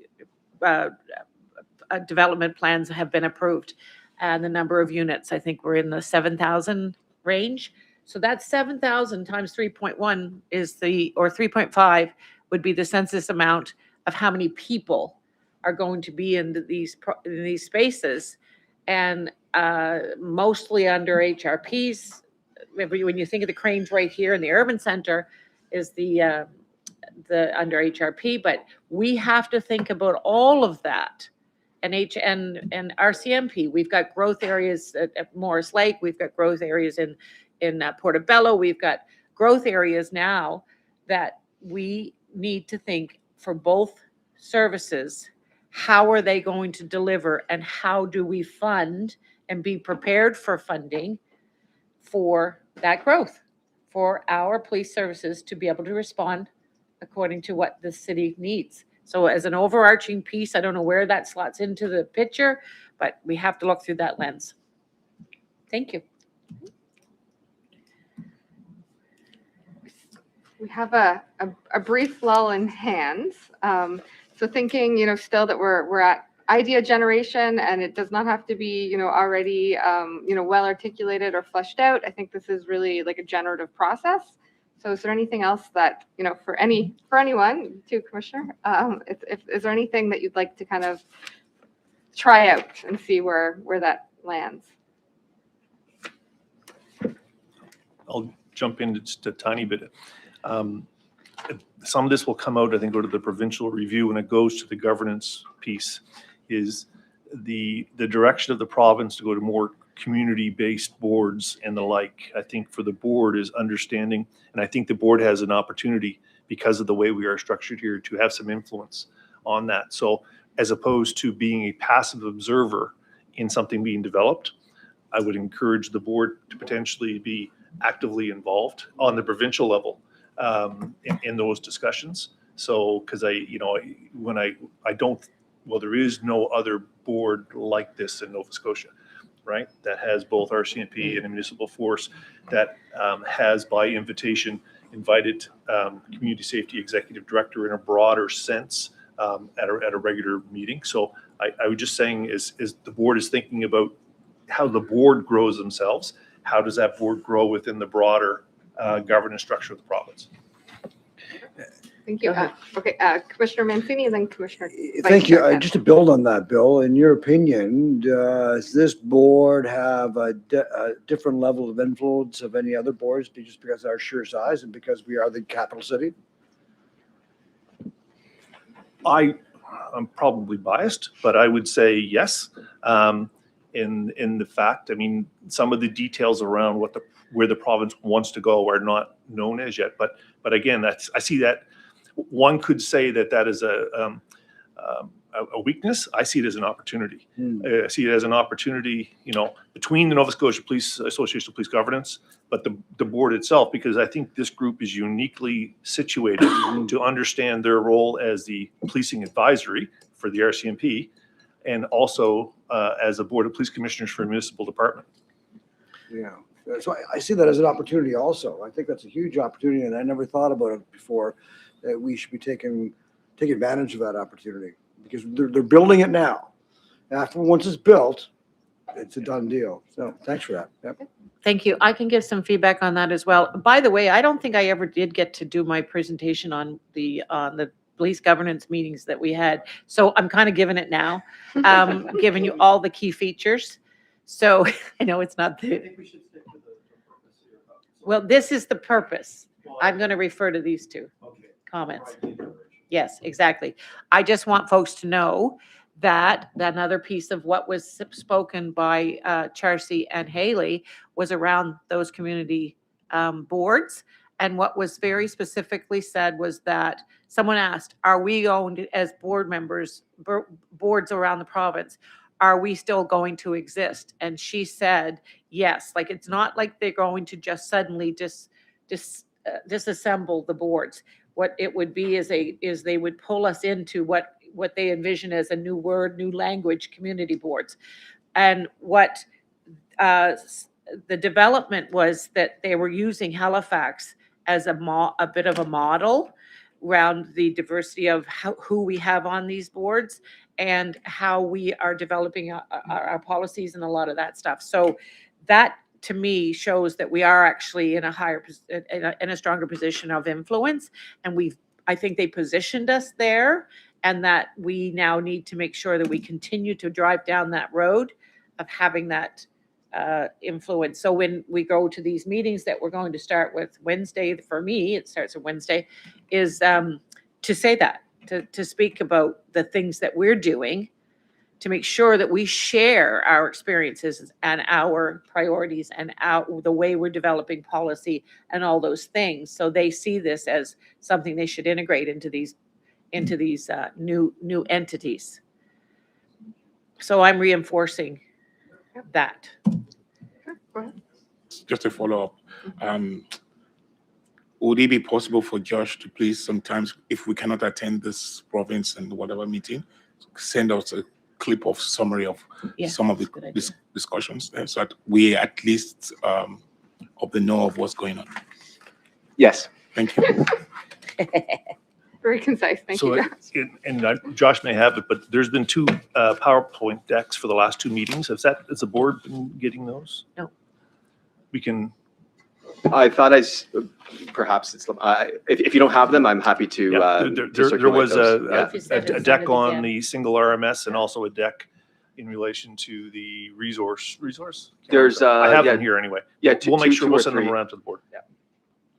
And whatever, just if I could ask it, those resources that the single RMS and that sort of thing, it might be a natural, I don't know what that is, but often we say what counselors are experiencing as access. We may have to actually give additional access for our citizen members, as we've had to do that before for emails and things like that, and access to the to our access for our reports and things like that. So just an FYI to the clerk maybe, and for that. Right. Okay. Maybe again, in the brief lull, we can just kind of reorient ourselves where we are. So it's the requirement that I think it's June 1st that the board has a work plan. Is that correct? June 1st, right? Okay. The strategic plan for the board, whether or not that is combined or separate from HRPs, that will be happening at a later date than the next work plan is due. So I think might be useful to think about what we need between this meeting and our next conversation to properly, advance that work plan. Yeah. Would it be helpful, do you think, to have a draft that kind of pulls out all of the ideas shared thus far today, and maybe more ideas will come, and anything that's marked incomplete on the previous work plan? Would it be useful to have kind of that to review, and then what we're talking about is changes to make on that? What would commissioners like to see? I personally think that we should not create a draft of the work plan. Okay. Create a summary of what has been heard, because we've not really debated and really got a consensus of that we all support that. We've been saying a few things, but I think in a second round of reviewing what each of us have brought so far might and the opportunity to think about more, I'd say more of a summary Yeah, of sure. what's happened today and what are things that we should be thinking about at the same time as thinking about new. And then after we've done one more piece of this, I think you may have the guts of a new draft. Sure, yeah, okay. And thinking, I guess, maybe instead of like minutes from the meeting, more of Right. like a jot Just notes a briefing of note. elements from this, elements from today that Yeah. we can kind of go through Yeah. and debate. Is there the will of this group to bring some more to that list today to, mull over next time? Or are we feeling a kind of an ebb to this exercise? If it's okay with you, Chair. I know that I honestly don't like meetings, a lot of meetings, but this could be public. But given the kind of work that both of you and Josh will put into this, can we have a separate public meeting to deal with the second time rather than board meeting? Yeah, I think Oh, that oh, would be the oh. will of this group. I think that would potentially be the decision of the chair. But I don't know if That was why I that's asked yeah. through the chair. Yeah, again, this was about getting started and doing it within the meeting schedule that we currently have, because before you know it, June 1st is going to come, and we have an obligation to, forecast what our work activities are for the year. So we're not done. Yeah. This I is think this this was is a the start. really This is day one. productive, I yeah. think it has been too. Yeah. I'm happy with how it went, and we'll progress it. Yeah, I think, especially since there was a little apprehension, I think, you've made a lot of this time. And so from here, we review a written summary, draft, jot notes account of this meeting and of the things outstanding from the last work plan. Can I make a recommendation that and I mention it because I brought up the fact that we met at City Hall last time. City Hall has got horrendous parking. It's not easy to park there. Someone mentioned maybe at one point it was at Halifax, at headquarters. I don't think they're equipped the same way as a headquarters for the RCMP. Is there any chance, Chief, that you may be able to accommodate a meeting for us, a space for us to potentially get together and do that? What's that? Or the Fairbanks Center? Yeah, that's another spot. That's actually where so usually when I'm doing this with like teams, HRM teams, and we Yeah. almost always go to the Fairbanks Center. Should be Okay. Park. Yeah. So free Yeah. parking. Okay, Yeah. that's great too. I just wanted us not to necessarily go back to City Hall just for that. Right. Well, I parking mean, and you space can reach it by bus. accommodation. Okay.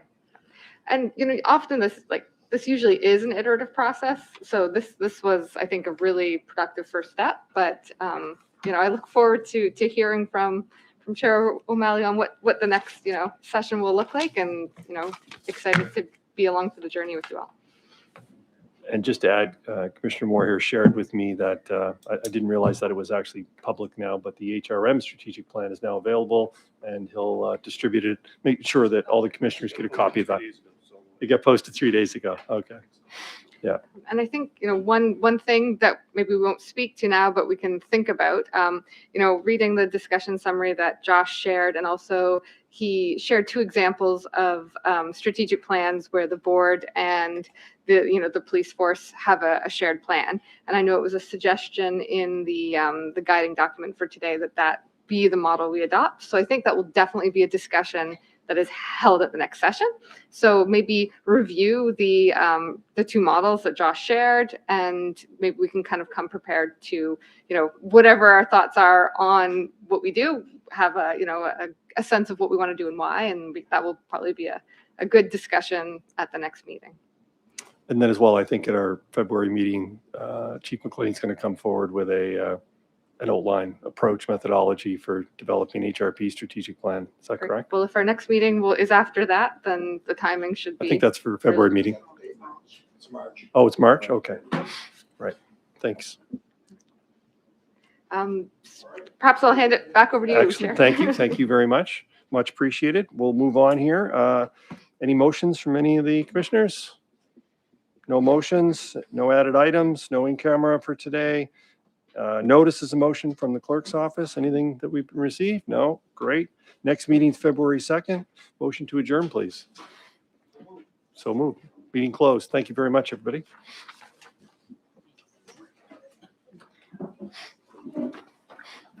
And I understand the buy-in and the buy-out by Inspector Mitchell may be occurring, and you know, we won't be flashing any of this fake money. Oh, just. Yes.